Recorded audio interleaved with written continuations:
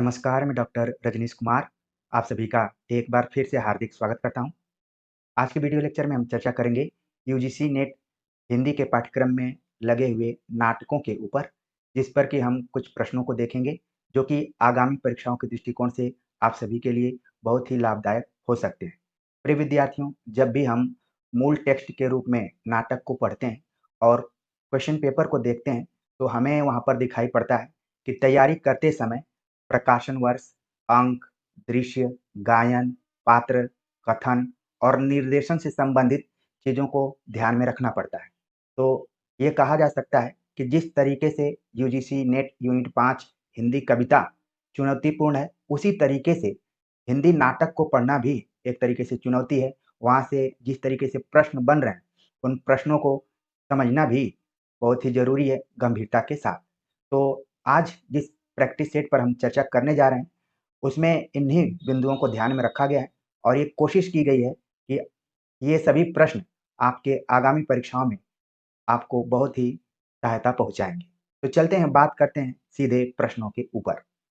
यहाँ पर जो पहला प्रश्न पूछा गया है, पूछा जा रहा है कि बहुत कम लोग यह जानते हैं, आज हम जो हैं वो किसकी बदौलत?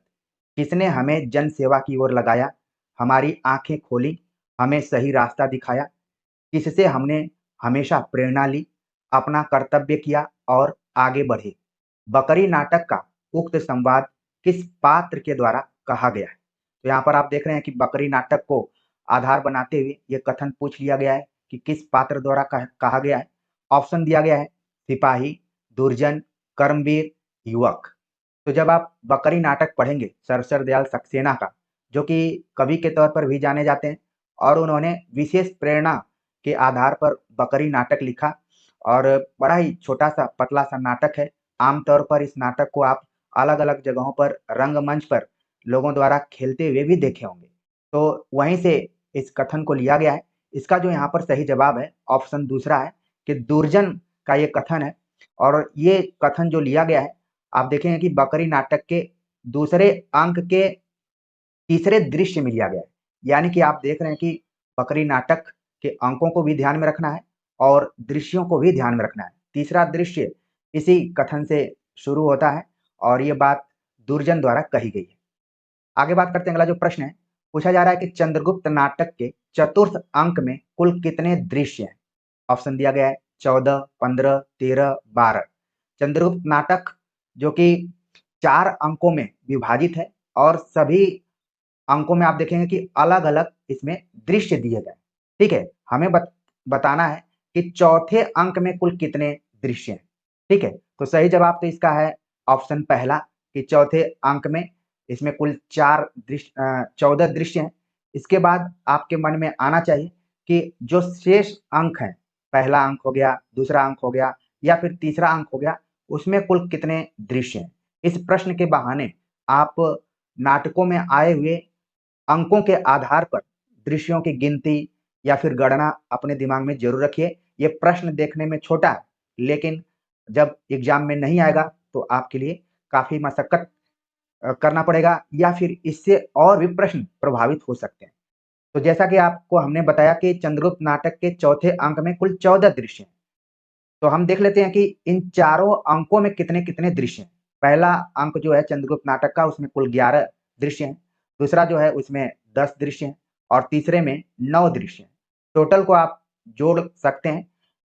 एक दृष्टिकोण से आप और भी देख सकते हैं कि सबसे जो छोटा इसमें अंक है वो है तीसरा अंक दृश्यों के हिसाब से, और सबसे जो बड़ा है वो हो गया आपका चौथा अंक।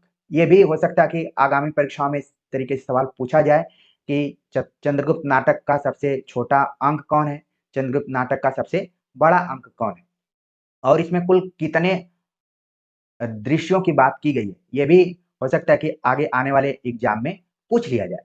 ठीक है? इस पे हमने अलग से भी चर्चा की हुई है। आप लोग उस वीडियो को जाकर देख सकते हैं या फिर डिस्क्रिप्शन बॉक्स में मैं लगा दूँगा, वहाँ से आप जाकर देख सकते हैं। अगला जो प्रश्न है, यहाँ पर पूछा जा रहा है कि अंजो दीदी नाटक का मंचन रंगभूमि द्वारा लक्ष्मी टॉकीज इलाहाबाद के हॉल में 22 जनवरी 1956 को हुआ। इस नाट्य प्रस्तुति के निर्देशक थे। ऑप्शन दिया गया है श्रीराज जोशी, सत्येंद्र शरत, सतीश चंद्र श्रीवास्तव, कमलेश्वर। तो अंजू दीदी नाटक का मंचन रंगभूमि द्वारा लक्ष्मी टॉकीज इलाहाबाद के हॉल में 22 जनवरी 1956 को किया गया था। अब सवाल पूछा जा रहा है कि इसके निर्देशक कौन थे। तो इसका जो सही जवाब है यहाँ पर ऑप्शन पहला है कि श्री राज जोशी। यहाँ पर आपको ध्यान में रखना है, अगर मैं क्वेश्चन पेपर बनाता तो यहाँ पर राज जोशी के साथ साथ दूसरे ऑप्शन में लिखता राजेश जोशी, तो ये प्रश्न और कठिन हो जाता। लेकिन यहाँ पर आपको ध्यान में रखना है कि रंगभूमि द्वारा लक्ष्मी टॉकीज इलाहाबाद में अंजू दीदी का जो भी रंगमंचन हुआ था, उसके निर्देशक, उसके डायरेक्टर थे श्री राज जोशी। ठीक है, लेकिन इसी प्रश्न के बहाने आगे एक सवाल और पूछा जा सकता है जिसको कि आप जरूर ध्यान में रखेंगे। ठीक है, इस नाटक का जो पहला अंक है उसका भी मंचन किया गया था। इसका मंचन किया गया बंबई में किया गया था, बंबई हिंदी मंडल द्वारा सेंट जेवियर कॉलेज करके था, वहां पर इसका किया गया था। ठीक है, 1954 ईस्वी में, यानी कि इससे पहले एक मंचन हो चुका था।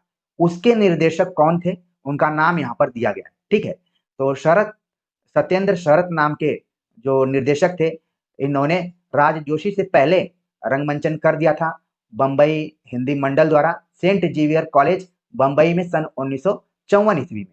तो आप आगे के लिए जरूर इसको भी ध्यान में रख सकते हैं कि हो सकता है कि ये सवाल पूछ लिया जाए। ठीक है, तो इस प्रश्न का जो सही जवाब था वो पहला ऑप्शन है कि श्री राज जोशी इलाहाबाद में जो मंचन हुआ था उसके निर्देशक थे, और जो बंबई में हुआ था उसके निर्देशक कौन थे, वो थे सत्येंद्र शरत। ठीक है, तो इस चीज को आप बिल्कुल ध्यान में रखिए। मैं उम्मीद करता हूं कि ये सवाल आगे की एग्जाम में आपको दिखाई पड़ेगा। अगला प्रश्न है, पूछा जा रहा है कि यह नाटक इस अर्थ में समकालीन नाटक है कि यह किसी भी समय के अन्याय, अनाचार, भ्रष्टाचार, विवेक शून्यता और मनमाने पर रोशनी डालता है। इस प्रहसन में व्यंग्य के माध्यम से जो कुछ भी कहा गया है उतना ही अधिक कहने की गुंजाइश भी है। अंधेर नगरी नाटक के संबंध में यह कथन किस आलोचक का है? ऑप्शन दिया गया है परमानंद श्रीवास्तव, सत्यप्रकाश मिश्र, रामविलास शर्मा, रामचंद्र शुक्ल। तो तमाम आलोचकों और विद्वानों का नाम दिया गया है। अंधेर नगरी के संबंध में इस बात को कहने वाले हैं, सही जवाब है ऑप्शन दूसरा, सत्यप्रकाश मिश्र। आगे बात करते हैं, अगला जो प्रश्न यहाँ पर पूछा जा रहा है कि भारत दुर्दशा नाटक से संबंधित कौन से कथन उपयुक्त है? 5 कथन दिए गए हैं, उसमें से हमें 3 कथनों को बताना है। कई बार आप देखेंगे कि 4 कथन दिए जाते हैं, 2 कथनों को बताना होता है, 5 कथन दिए जाते हैं, 3 कथनों को बताना होता है। कई बार क्रम भी इनका सेट करना होता है। तो भारत दुर्दशा नाटक पर हमने लाइन बाय लाइन आप सभी से चर्चा की है। उसका भी लिंक मैं डिस्क्रिप्शन बॉक्स में डाल दूंगा, आप वहां से देख सकते हैं। अब आप अपने मेमोरी पर, स्मृति पर जोर दीजिए कि आपने जब भारत दुर्दशा नाटक को पढ़ा था तो जितने भी अंकों में बटा हुआ है उन अंकों का शीर्षक क्या था, उन अंकों में किसका किसका प्रवेश था, किसका किसका कथन है, ये सारी चीजें आप अपने दिमाग में रखेंगे। पूछा जा रहा है कि इस नाटक में 5वें अंक का स्थान किताब खाना है। नाटक में सत्यानाश फौजदार का प्रवेश दूसरे अंक में होता है।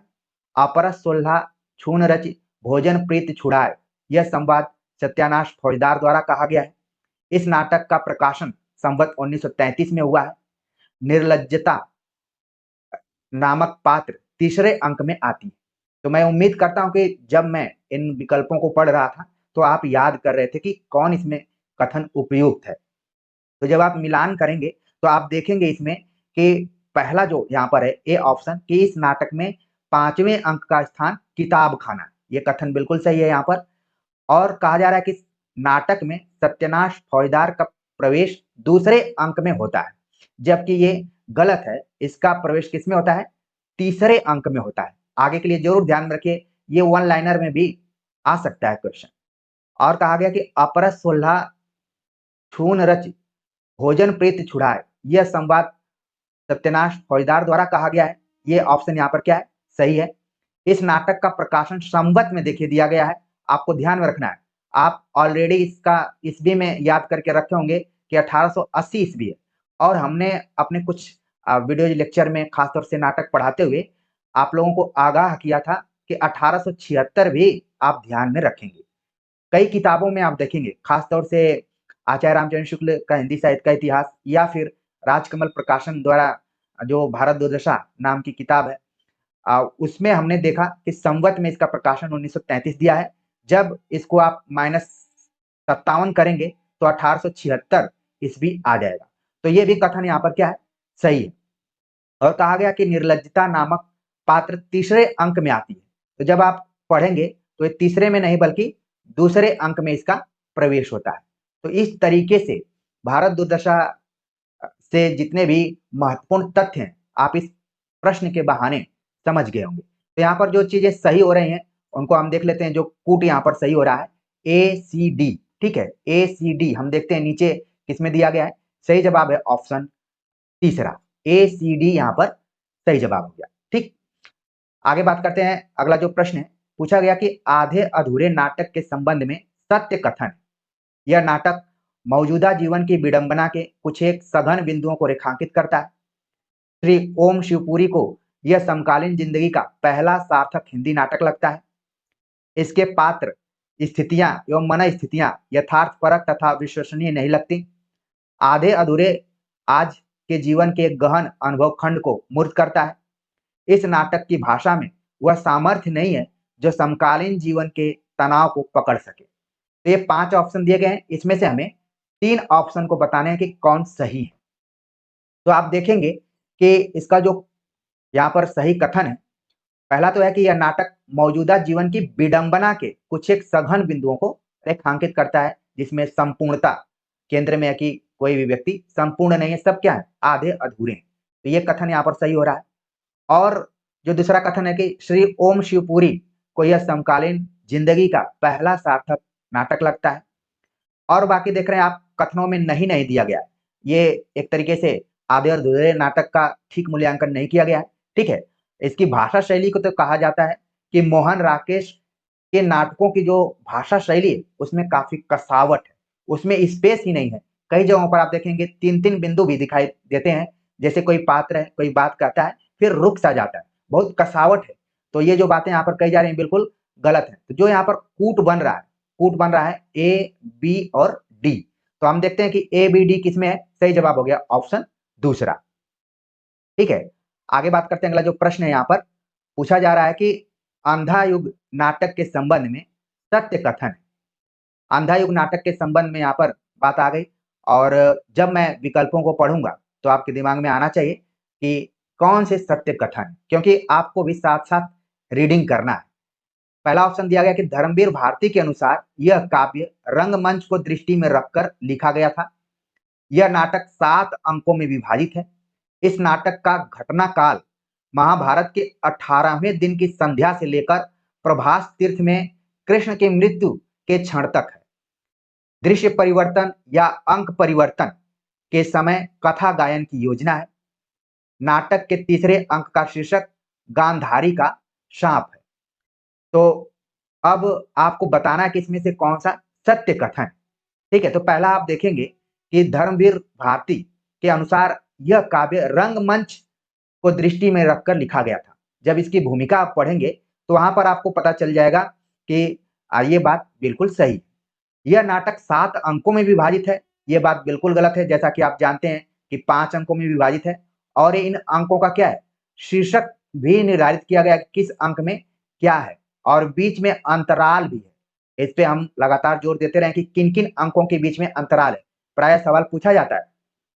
तो ये गलत हो गया, यहाँ पर 7 अंकों में नहीं बल्कि 5 अंकों में विभाजित है। और कहा गया कि इस नाटक का जो घटना काल है वो 18वें दिन महाभारत पर आधारित है, और संध्या से लेकर प्रभास तीर्थ में कृष्ण की मृत्यु के क्षण तक का है। तो बिल्कुल ये कथन क्या एकदम सही है। और इसमें कहा गया कि दृश्य परिवर्तन या अंक परिवर्तन के साथ समय या फिर कथा गायन की योजना की गई है। ये भी कथन बिल्कुल सही है। आप देखेंगे हर अंकों में कुछ कथा गायन का प्रयोग किया गया है। और कहा गया कि नाटक के तीसरे अंक का शीर्षक गांधारी का शाप है।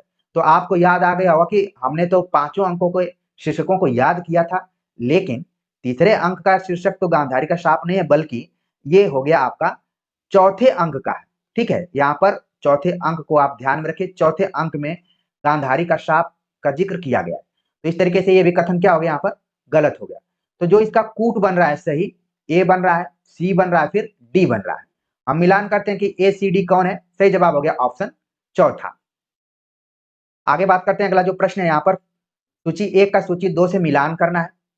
और यहाँ पर आप जो देख रहे हैं कि जयशंकर प्रसाद के नाटकों से कथनों को लिया गया है और पात्रों से उसको जोड़ना है। धातुसेन, कुमारगुप्त, स्कंदगुप्त, कर्णदत्त ये सभी पात्र हैं और इधर कथन दिए गए यानी संवाद दिए गए। उन संवादों के आधार पर हमें बताना है कि आखिरकार कौन किससे जुड़ा हुआ है। ठीक है, तो यहाँ पर कहा गया कि राष्ट्रनीति दार्शनिकता और कल्पना का लोक नहीं है। ठीक है, तो ये बात कौन किससे कह रहा है ये हमें बताना है। ये बात कह रहा है कर्णदत्त। कर्णदत्त जो है वो कहता है कि राष्ट्रनीति दार्शनिकता और कल्पना का लोक नहीं है। ठीक है, राष्ट्रनीति जो है दार्शनिकता और कल्पना का लोक नहीं है, कर्णदत्त का ये कथन हो गया। इसके बाद जो दूसरा कथन है कि हृदय की बातों को राजनीतिक भाषा में व्यक्त करना चक्र नहीं जानता, ये हो गया आपका स्कंदगुप्त का कथन। इसके बाद जो यहाँ पर कथन है कि युद्ध तो करना ही पड़ता है, अपनी सत्ता बचाए रखने के लिए यह आवश्यक है, ये बात कह रहा है कुमार गुप्त। इसके बाद आप जो देख रहे हैं कथन जो बच रहा है कि यदि राक्षस कोई था तो विभीषण था और बंदरों में भी एक सुग्रीव हो गया, इस बात कही है धातुसेन ने। ठीक है, तो इस तरीके से जो कूट बन रहा है, कूट बन रहा है कि ए का 4 हो गया, बी का 3 हो गया, सी का 2 हो गया और डी का 1 हो गया। 4 3 2 1।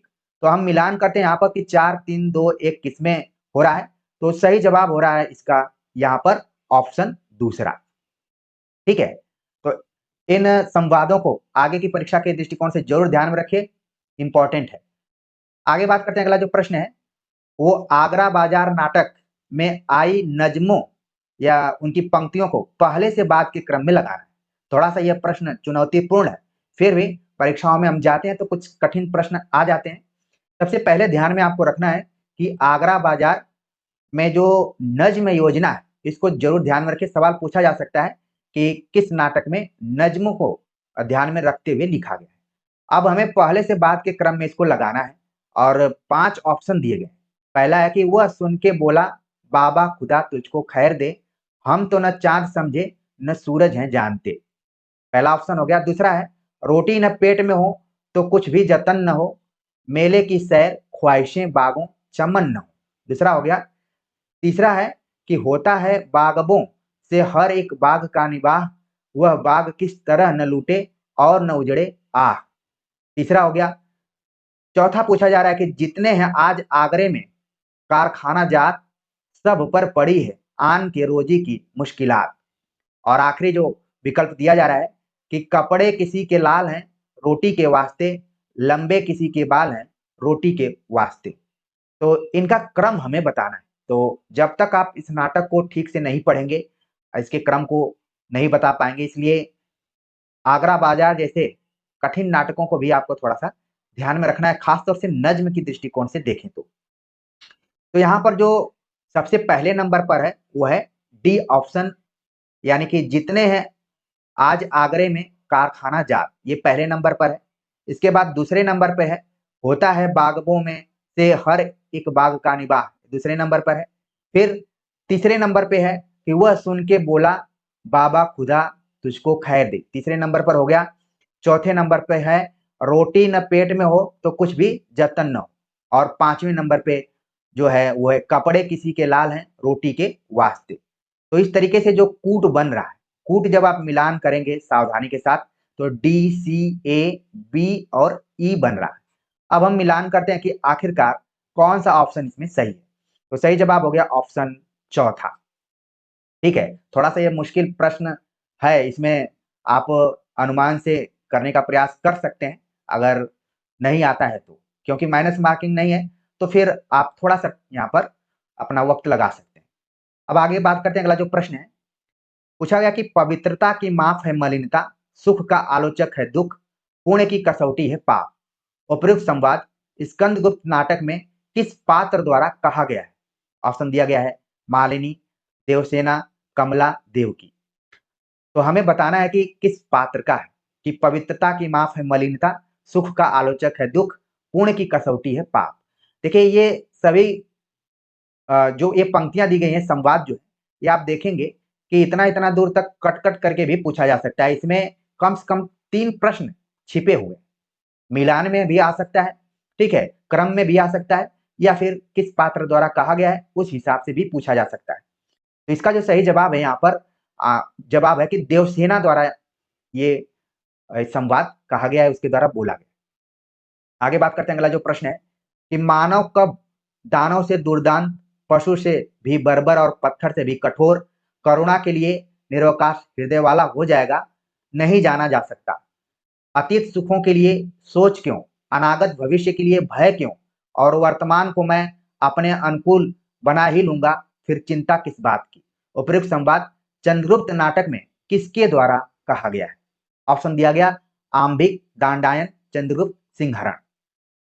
तो चंद्रगुप्त नाटक बढ़िया से पढ़े होंगे, तो ये संवाद आपके दिमाग में जरूर आ रहा होगा कि हमने कहाँ इसको पढ़ा था और कैसे पढ़ा हुआ था। तो मानव कब दानव से भी दुर्दंत, पशु से भी बर्बर और पत्थर से भी कठोर, इसमें भी आप देख रहे हैं कि जहां जहां कॉमा लगाया गया है सुमेलित वाले में सब आ सकते हैं। सही जवाब है इसका ऑप्शन चौथा, सिंहरण द्वारा इस बात को कहा गया है। ठीक है, आगे बात करते हैं, अगला जो प्रश्न है पूछा जा रहा है कि श्रीपत बेहद गवार आदमी है, खाने की मेज पर बैठकर पसीना सुखाता है।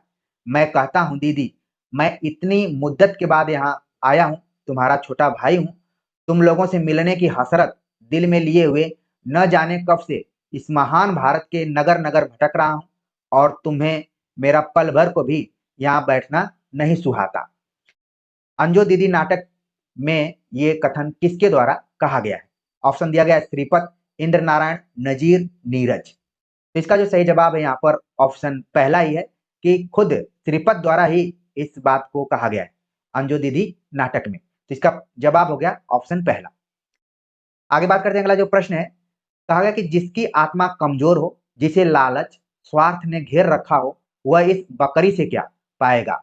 भगवान के पास खाली हाथ न जाने का मतलब यही है, जो फूल लेकर जाता है वह स्वर्ग लेकर लौटता है। इसलिए श्रद्धा देना जानती है, आप इस बकरी को जितना दें उतना कम है। उपरोक्त संवाद बकरी नाटक में किसके द्वारा कहा गया है? आप देख रहे हैं कि जो आपके पाठ्यक्रम में छोटे छोटे नाटक लगे हैं उनको आप जरूर ध्यान देकर जाइए। अगर बड़े नाटकों को आप नहीं पढ़ पा रहे हैं तो छोटे छोटे नाटकों को जरूर पढ़िए। खासतौर से देखा जाए तो सभी नाटक छोटे में ही है, ज्यादा बड़े बड़े नाटक नहीं है। आप और मूल टेक्स्ट के रूप में भी उसको पढ़ सकते हैं। अब ये बात किसके द्वारा कही गई? ऑप्शन दिया गया कर्मवीर, सत्यवीर, दुर्जन सिंह, सिपाही। तो इसका जो सही जवाब है यहाँ पर ऑप्शन दूसरा है कि सत्यवीर द्वारा कहा गया है। इन प्रश्नों के बहाने बकरी नाटक के जो प्रमुख पात्र हैं उनको जरूर ध्यान में रखिए। कर्मवीर, सत्यवीर, दुर्जन, ये इसके प्रमुख पात्र हैं। अगला प्रश्न है आषाढ़ का एक दिन नाटक में मल्लिका के कथन कौन से? मल्लिका, अंबिका, कालिदास, विलोम, ठीक है, अनुस्वार, अनुनासिक, ये सब कुछ प्रमुख पात्र हैं जिनको कि आप ध्यान में रख सकते हैं। यहाँ पर विशेष तौर से जो आषाढ़ का एक दिन नाटक है उसकी जो नायिका है उसी से रिलेटेड यहाँ पर क्वेश्चन पूछ लिया गया। तो हम पढ़ते हैं और आप भी साथ साथ पढ़िए और ध्यान में लाइए कि मल्लिका के कौन कथन हो सकते हैं। पहला दिया गया कि इस सौंदर्य के सामने जीवन की सभी सुविधाएं ये हैं, कोई भूमि ऐसी नहीं जिसके अंतर में कोमलता न हो। अंतर मतलब हृदय में। आज तक का जीवन किसी तरह बीता ही है, आगे का भी बीत जाएगा। यह अवसर देखने के लिए ही तो मैंने आज तक का जीवन जिया है। ये प्रतियां मैंने उज्जैनी से आने वाले व्यवसायियों से प्राप्त की। तो हमें बताना है कि कौन सा कथन मल्लिका का है। 3 कथनों का चयन हमें करना है, ठीक है। तो यहाँ पर हम देखें तो बी जो ऑप्शन है, कोई भूमि ऐसी नहीं जिसके हृदय में कोमलता ना हो, हृदय के स्थान पर अंतर शब्द का प्रयोग किया गया है, तो ये सही हो गया। इसके बाद जो है कि यहाँ पर आप देखेंगे कि जो ई दिया गया है, ये प्रतियां मैंने उज्जैनी से आने वाले व्यवसायियों से प्राप्त की। जब कालिदास देखता है कि उसकी रचनाएं मल्लिका के पास है तो पूछता है कि ये सब कहाँ से पाई हो, तो बताती है कि मैं व्यवसायियों से प्राप्त करती थी, उनसे खरीद लेती थी। तो बी और ई ऑप्शन यहाँ पर देख रहे हैं आप सही हो रहा है। इसके बाद हम देखें तो जो सी ऑप्शन है, आज तक का जीवन किसी तरह बीता ही, आगे का भी बीत जाएगा। तो आप देख रहे हैं कि जो कूट बन रहा है कूट बन रहा है बी, सी और ई। सही जवाब हो गया ऑप्शन दूसरा। आगे बात करते हैं जो कि भारत दुर्दशा नाटक से रिलेटेड है और पूछा जा रहा है कि कथनों पर विचार कीजिए और उपयुक्त उपयुक्त उत्तर का चयन करना है, जो सही उत्तर है उसका चयन करना है। लिखा गया कि इस नाटक में भारत दुर्दय और उसकी सेना के माध्यम से भारत दुर्दशा के चित्रण प्रस्तुत हुए हैं। इसमें मद्यपान को सही सिद्ध करने के लिए मदिरा नामक पात्र को रचा गया है। भारत दुर्दशा नाटक भारतेंदु की व्यथित हृदय की अभिव्यक्ति है। नाटक में प्रतीकात्मक पात्र रोग कहता है, निहचय भारत को अब नाश। इस नाटक में भारतेंदु के देशभक्त और समाज सुधारक रूप के दर्शन होते हैं। तो हमें उपयुक्त उत्तर का चयन करना है। तो आप देख रहे हैं कि जो ई है ये ऑलरेडी सही है, ठीक है। और आप देख रहे हैं कि ऑप्शन में कई ऐसे ऑप्शन है जिसमें कि ई कॉमन है, ठीक। इसके बाद हम देखते हैं कि जो ऑप्शन ए है इसमें भारत दुर्दय और उसकी सेना के माध्यम से भारत दुर्दशा का चित्रण किया गया है। तो हो गया, ए भी सही हो गया। इसके बाद हम देख रहे हैं कि जो ऑप्शन बच रहा है वो बच रहा है सी, भारत दुर्दशा नाटक भारतेंदु के व्यथित हृदय की अभिव्यक्ति। ये भी सही हो गया। तो जो कूट बन रहा है वो बन रहा है ए, सी और ई, ठीक है। अब यहाँ पर डी जो दिया गया है ये एक पात्र है अंधकार, उसके द्वारा भारतेंदु हरिश्चंद्र ने कहलवाया है। और जो मदिरा की बात की गई है कि मद्यपान को सही सिद्ध करने के लिए, ये बिल्कुल गलत है। तो सही जवाब क्या हो रहा है, ए, सी, ई, ऑप्शन तीसरा इसका सही जवाब है। आगे बात करते हैं, अगला जो प्रश्न है वो सुमेलित पर आधारित है। एक तरफ नाटक है, दूसरी तरफ पात्र।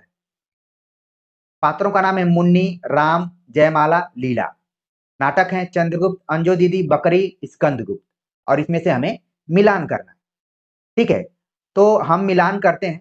तो जो चंद्रगुप्त है उसमें एक क्या है, लीला है, जो कि आप देखेंगे कि कार्नेलिया की सहेलियों में से है। तो ए का यहाँ पर 4 हो रहा है। हम देखते हैं ए का 4 दो ऑप्शन में।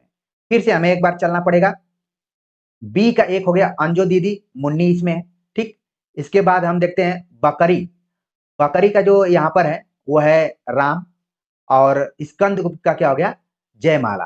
तो इस तरीके से जो कूट बन रहा है 4, 1, 2, 3, 4, 1, 2, 3, ऑप्शन तीसरा इसका सही जवाब है, ठीक। आगे बात करते हैं, अगला जो प्रश्न है पूछा जा रहा है कि अंधेर नगरी नाटक में पहले से बाद में आए संवादों का क्रम निर्धारित कीजिए। ये भी आगरा बाजार नाटक की तरह थोड़ा सा कठिन है। भले ये सब नाटक छोटे हैं, पतले हैं, लेकिन इसमें जो भी प्रश्न जैसे बन रहा है यूजीसी नेट में थोड़ा सा चुनौतीपूर्ण है। अंधेर नगरी नाटक के ये सब संवाद आए हुए हैं जिनको कि हमें क्रम करना है। चना चुरमुर चुरमुर बोले, बाबू खाने को मुंह खोले। लोभ पाप को मूल है, लोभ मिटावत मान। चूरन जब से हिंद में आया, इसका धनबल सभी घटाया। चूरन साहेब लोग जो खाता, सारा हिंद हजम कर जाता। चना खाते मियाँ जुलाहे, दाढ़ी हिलती गाहे बगाहे। अब हमें इसको क्रम में करना है। तो आपके दिमाग में आगे आगे सबसे पहले अंक में और पहले दृश्य में ही हमने इस कथन को पढ़ा था, लोभ पाप को मूल है, लोभ मिटावत मान। तो पहले नंबर पे क्या आ गया, बी आ गया।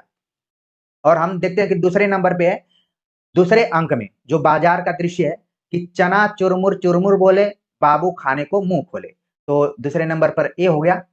फिर हम देखते हैं कि तीसरे नंबर पे जो है वो है कि चना खाते मियाँ जुलाहे, दाढ़ी हिलती गाहे बगाहे। तीसरे नंबर पे ई हो गया यहाँ पर। तो हम देखते हैं कि ऑप्शन बी, ए, ई कहाँ पर हो रहा है सही, ऑप्शन चौथा हो रहा है यहाँ पर। फिर इसके बाद जो आप देख रहे हैं कि चौथे नंबर पे है कि चूरन जब से हिंद में आया, इसका धनबल सभी घटाया। चौथे नंबर पे हो गया। और पांचवें नंबर पे हो गया आपका कि चूरन साहेब लोग जो खाता, सारा हिंद हजम कर जाता।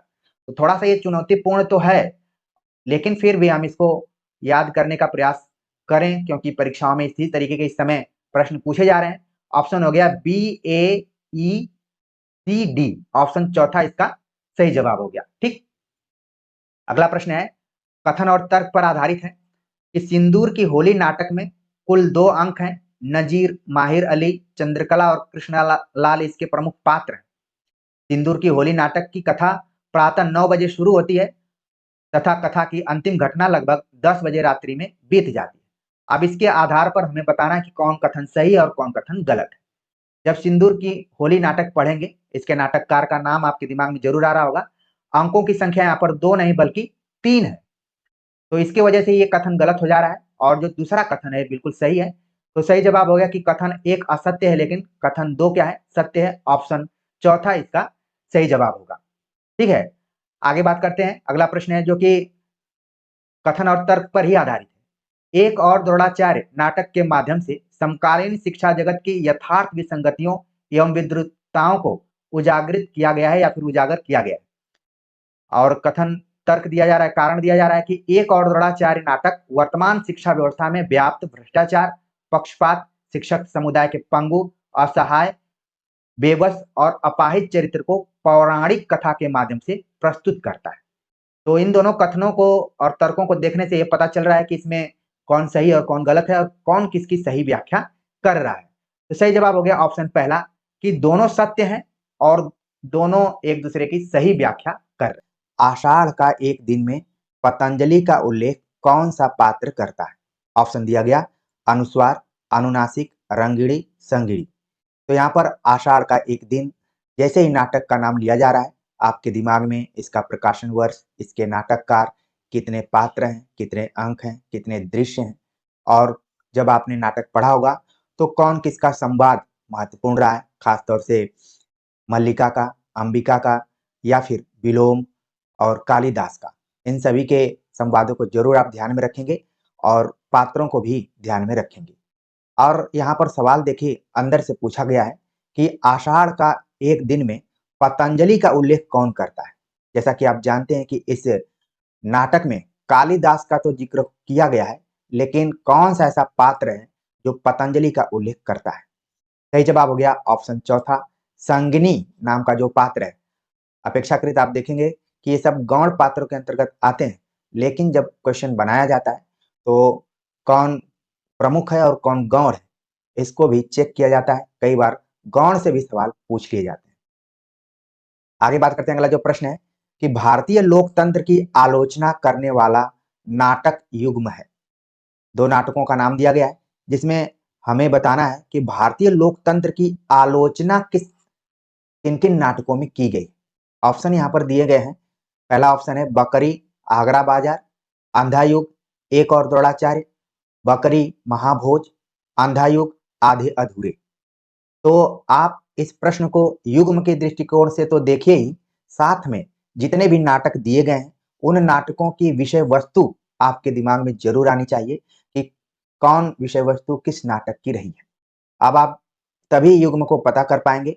इसमें आप देखेंगे कि कुछ नाटक हैं जो कि व्यंग किए गए हैं, कुछ नाटक हैं जो कि महाभारत की कथा पर आधारित हैं, कुछ नाटक हैं जो कि मध्यवर्गीय परिवेश पर आधारित है। तो कौन कौन से नाटक हैं, आपका दिमाग उधर रबर की तरह जरूर खींचते हुए जा रहा होगा। प्रिय विद्यार्थियों, हर एक चीज को हम रट कर याद करके ही नहीं जा सकते, बल्कि अभ्यास सेटों के माध्यम से हम ट्रिक्स को जान सकते हैं कि इस बार सवाल आ गया भारतीय लोकतंत्र का, आगे सवाल आ सकता है कि महाभारत की विषय वस्तु पर कौन कौन से नाटक लिखे गए। तो किसी तरीके से घुमाकर सवाल पूछा जा सकता है। बातों ही बातों में आपके दिमाग में इस प्रश्न का जवाब जरूर आना शुरू हो गया होगा कि हमने पढ़ा था बकरी और महाभोज जो नाटक है उसमें भारतीय लोकतंत्र की आलोचना की गई है।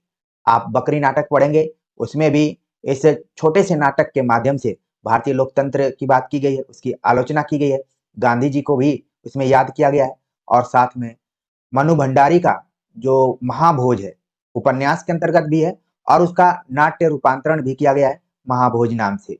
इन दोनों नाटकों में भारतीय लोकतंत्र की आलोचना की गई है। आगे बात करते हैं। अगला जो प्रश्न है पूछा गया कि आगरा बाजार नाटक का आरंभ किस नज्म से होता है? ऑप्शन दिया गया कन्हैया का बालपन, बलदेव जी का मेला, आदमी नामा, शहर आशोक। तो यहाँ पर हमें बताना है कि जो आगरा बाजार नाटक है इसमें नज्म योजना को ध्यान में रखा गया है। वैसे अन्य नाटकों को आप देखेंगे तो इसमें गीत योजना है, लेकिन यहाँ पर नज्म को केंद्र में रखा गया है क्योंकि हबीब तनवीर द्वारा लिखा गया नाटक है। थोड़ा बहुत उनके सांस्कारिक जो उनको मिला हुआ एक तरीके से पैतृक, उसका प्रभाव आगरा बाजार में दिखाई पड़ता। उन्होंने नज्मों का प्रयोग किया है, यही मैं बताना चाह रहा था। तो देखिए आरंभ किससे होता है? सही जवाब है ऑप्शन चौथा, शहर आशोभ नज्म से इसकी शुरुआत होती है, जिसमें नगर की दुर्दशा का वर्णन है। ठीक है, आगे एक नाटक आप पढ़े होंगे भारत दुर्दशा, लेकिन आगरा बाजार, आगरा जो नगर है उसके दुर्दशा का चित्रण इस नज्म के माध्यम से शुरू हुआ है। शुरुआत में ही ये नज्म आई हुई है। अगला प्रश्न है कि स्कंदगुप्त के स्त्री पात्र, ऑप्शन दिया गया है जेता, देवकी, मालिनी, रामा, चंदा। तो 5 ऑप्शन दिए गए हैं, उनमें से हमें सिर्फ 3 ऑप्शन का ही चुनाव करना है, यानी कि इन पांचों में से 3 सही हैं और 2 स्कंदगुप्त नाटक से नहीं रिलेटेड है। तो स्त्री पात्र कौन से हैं आपके दिमाग में जरूर घूमना शुरू हो गया होगा कि हमने देवकी के बारे में पढ़ा, हमने मालिनी के बारे में पढ़ा, हमने रामा के बारे में पढ़ा है। तो यहाँ पर जो ऑप्शन यहाँ पर सही हो रहा है वो हो रहा है बी, सी और डी। तो सही जवाब हो गया ऑप्शन दूसरा। ठीक है, बाकी यहाँ पर आप देखेंगे कि जो भी पात्रों का नाम दिया गया है इनका संबंध स्कंदगुप्त से नहीं है। आगे बात करते हैं, अगला जो प्रश्न है, सूची 1 का सूची 2 से मिलान करना है। एक तरफ पात्रों का नाम है, दूसरी तरफ नाटकों का नाम है। इसमें अगर आप ध्यान से देखें तो महाभोज, चंद्रगुप्त, आधे अधूरे, एक और द्रोणाचार्य नाम का नाटक है, और इधर पात्रों का नाम है कृपी, किन्नी, जमुना बहन, कल्याणी। तो आपका दिमाग दौड़ना शुरू कर चुका होगा कि किस नाटक का कौन सा पात्र है। और यहाँ पर आप देख रहे हैं कि जिन भी पात्रों का नाम दिया गया है ज्यादातर उसमें स्त्री पात्र है। तो यहाँ पर हम मिलान करते हैं, जैसे डी का हो गया चंद्रगुप्त कल्याणी, इसका संबंध हो गया। किन्नी आप जानते हैं कि एक जबरदस्त पात्र है आधे अधूरे में, तो बी का 3 हो गया।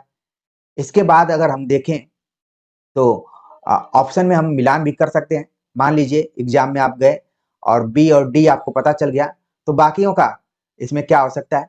तो यहाँ पर आप अगर देखें इसका तो यहाँ पर हो रहा है ए का 4 हो जाएगा। ठीक, कृपी जो है वो द्रोणाचार्य, ठीक है, कृपाचार्य का तो नाम आपने सुना होगा, लेकिन यहाँ पर कृपी शब्द का प्रयोग किया गया स्त्री पात्र के रूप में है। और जो भी बच रहा है यहाँ पर जमुना बहन, वो किससे है, महाभोज से। तो जो यहाँ पर कूट बन रहा है, कूट बन रहा है कि ए का 4, बी का 3, सी का 1 और डी का 2। आगे के लिए जरूर इन संबंधों को आप ध्यान में रखिए कि कौन सा पात्र किस नाटक से जुड़ा हुआ है। आगे हम बात करते हैं, अगला जो प्रश्न है, पूछा जा रहा है कि भारत दुर्दशा नाटक में निम्न पात्रों के मंच पर आने का सही क्रम क्या है। ऑप्शन दिया गया है आलस्य, रोग, भारत दुर्देव, मदिरा, भारत। ये सभी भारत दुर्दशा नाटक के पात्र हैं। एक तरीके से प्रतीकात्मक पात्रों का प्रयोग यहाँ पर भारतेंदु हरिश्चंद्र ने किया है। तो जब आप नाटक पढ़ेंगे तो जितने भी अंक हैं उन अंकों में किसी न किसी का मंच पर प्रवेश हुआ है, और इस चीज को लेकर हमने शॉर्ट नोट्स में आप सभी को बताया हुआ है कि कौन कब आता है। जो हमारे पुराने विद्यार्थी होंगे वो तो इस चीज को जानते होंगे, लेकिन नए विद्यार्थियों के लिए मैं सभी लिंक्स डिस्क्रिप्शन बॉक्स में डाल दूंगा, आप वहां से जाकर देख सकते हैं। क्योंकि शॉर्ट नोट्स सैकड़ों प्रैक्टिस सेट के बराबर है। एक बार आपका बेस मजबूत हो गया तो आप सैकड़ों प्रैक्टिस सेट कर सकते हैं। आप अपना दिमाग जरूर लगा रहे होंगे कि आखिरकार कौन किस समय मंच पर आया हुआ है, किस अंक में आया है। तो यहाँ पर अगर हम बात करें तो यहाँ पर जो है भारत, भारत का प्रवेश होता है दूसरे अंक में। ठीक है, इसके बाद जिसका प्रवेश होता है वो है भारत दुर्देव, तीसरे अंक में इसका प्रवेश होता है। आप देखेंगे जो चौथा अंक है ये आपके लिए काफी महत्वपूर्ण है। इसमें कई पात्रों का एक के बाद एक मंच पर आगमन होता है, जिसमें आप देखेंगे कि चौथे नंबर पर आने वाला जो पात्र है उसका नाम है रोग। फिर इसके बाद जो पात्र आता है उसका नाम है आलस्य। ठीक है, इसके बाद जो पात्र है यहाँ पर मदिरा। तो ये सब ऐसे पात्र हैं जो कि चौथे अंक में क्रम से एक दूसरे के बाद आते हैं। ठीक है, तो हम मिलान करते हैं। सबसे पहले आना चाहिए ई आना चाहिए, इसके बाद सी आना चाहिए। तो हम देखते हैं कि ई के बाद सी किसमें आया हुआ है। ठीक है, ई के बाद सी आप देख रहे हैं कि ऑप्शन तीसरा में यहाँ पर आप देख रहे हैं। ठीक, ई के बाद सी आ गया, फिर इसके बाद आया हुआ है बी, फिर आ गया ए, फिर आ गया डी। जैसा कि मैंने आपको बताया कि चौथे अंक में एक से अधिक पात्रों का आगमन हुआ है, तो आप नोट्स बनाते समय चौथे अंक को खास तौर से ध्यान देने की कोशिश करिए, क्योंकि उसमें कई पात्र आए हुए हैं। और एक चीज और आपको देखना है कि भारत दुर्दशा में भारत नाम के कई पात्र हैं। 2 पात्रों का नाम तो आप यहीं पर देख रहे हैं। भारत दुर्देव हो गया, भारत हो गया, और भारत भाग्य करके एक और पात्र है। और बाकी जो पात्र हैं वो मनोविकारों पर आधारित हैं। आलस्य है, रोग है, मदिरा है, अंधकार है, निर्लज्जता भी है। ठीक है। एक और पात्र है डिसलॉयल्टी करके। तो ये सभी पात्र हैं जिनको कि आप जरूर ध्यान में रखें। इस प्रश्न का जो सही जवाब हो रहा है ऑप्शन तीसरा हो गया। अगला प्रश्न है कि जयशंकर प्रसाद के नाटकों को मंच पर सफलतापूर्वक प्रस्तुत करने वाले निर्देशक हैं। ये प्रश्न स्पेशली क्यों पूछा गया है? ये प्रश्न इसलिए पूछा गया है कि ऐसा माना जाता है कि जयशंकर प्रसाद के जितने भी नाटक हैं वो रंगमंच के दृष्टिकोण से अनुकूल नहीं। रंगमंच के दृष्टिकोण से जिस तरीके से आप भारतेंदु के नाटकों को देखेंगे, या फिर अंधायुग को देखेंगे, या फिर आषाढ़ का एक दिन जो नाटक है उसको देखेंगे, जितने आसानी से इन नाटकों का मंचन किया जाता है, उतनी आसानी से जयशंकर प्रसाद के चंद्रगुप्त, स्कंदगुप्त, ध्रुवस्वामिनी इत्यादि का मंचन नहीं किया जाता है। कारण बताया जाता है कि उसमें पात्रों की संख्या अधिक है और जगह का भी बड़ा उसमें क्लिष्ट दिया गया है कि कौन जगह कहां पर है।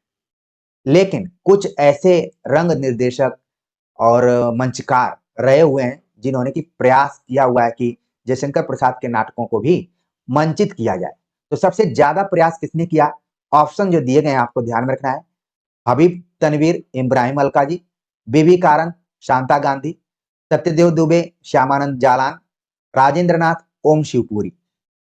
प्रिय विद्यार्थियों, इस प्रश्न के बहाने आपको ध्यान में रखना है कि ये सभी क्या है? रंग निर्देशक हैं। मुझे नहीं पता है कि विश्वविद्यालयों में या फिर तथाकथित अच्छे महाविद्यालयों में किस तरीके से आप सभी को नाटक पढ़ाया जाता है। मुझे याद है कि जब मैं जेएनयू में एमए हिंदी का विद्यार्थी हुआ करता था, तो हमें नाटक पढ़ाने वाले जो प्रोफेसर थे, मुझे लगता है कि भारत में उस तरीके का नाटक पढ़ाने वाला टीचर आपको कम मिलेगा। जब भी वो नाटक पढ़ाते थे तो न सिर्फ नाटक पढ़ाते थे बल्कि इन रंग निर्देशकों के बारे में भी बताते थे। और तभी मैं इन सभी नामों को हमने सुना है कि इब्राहिम अलका जी कौन है, बीबी कारंत कौन है, शांता गांधी कौन है, सत्यदेव दुबे कौन है, जिन्होंने अंधायुग नाटक का काफी मंचन करवाया हुआ है।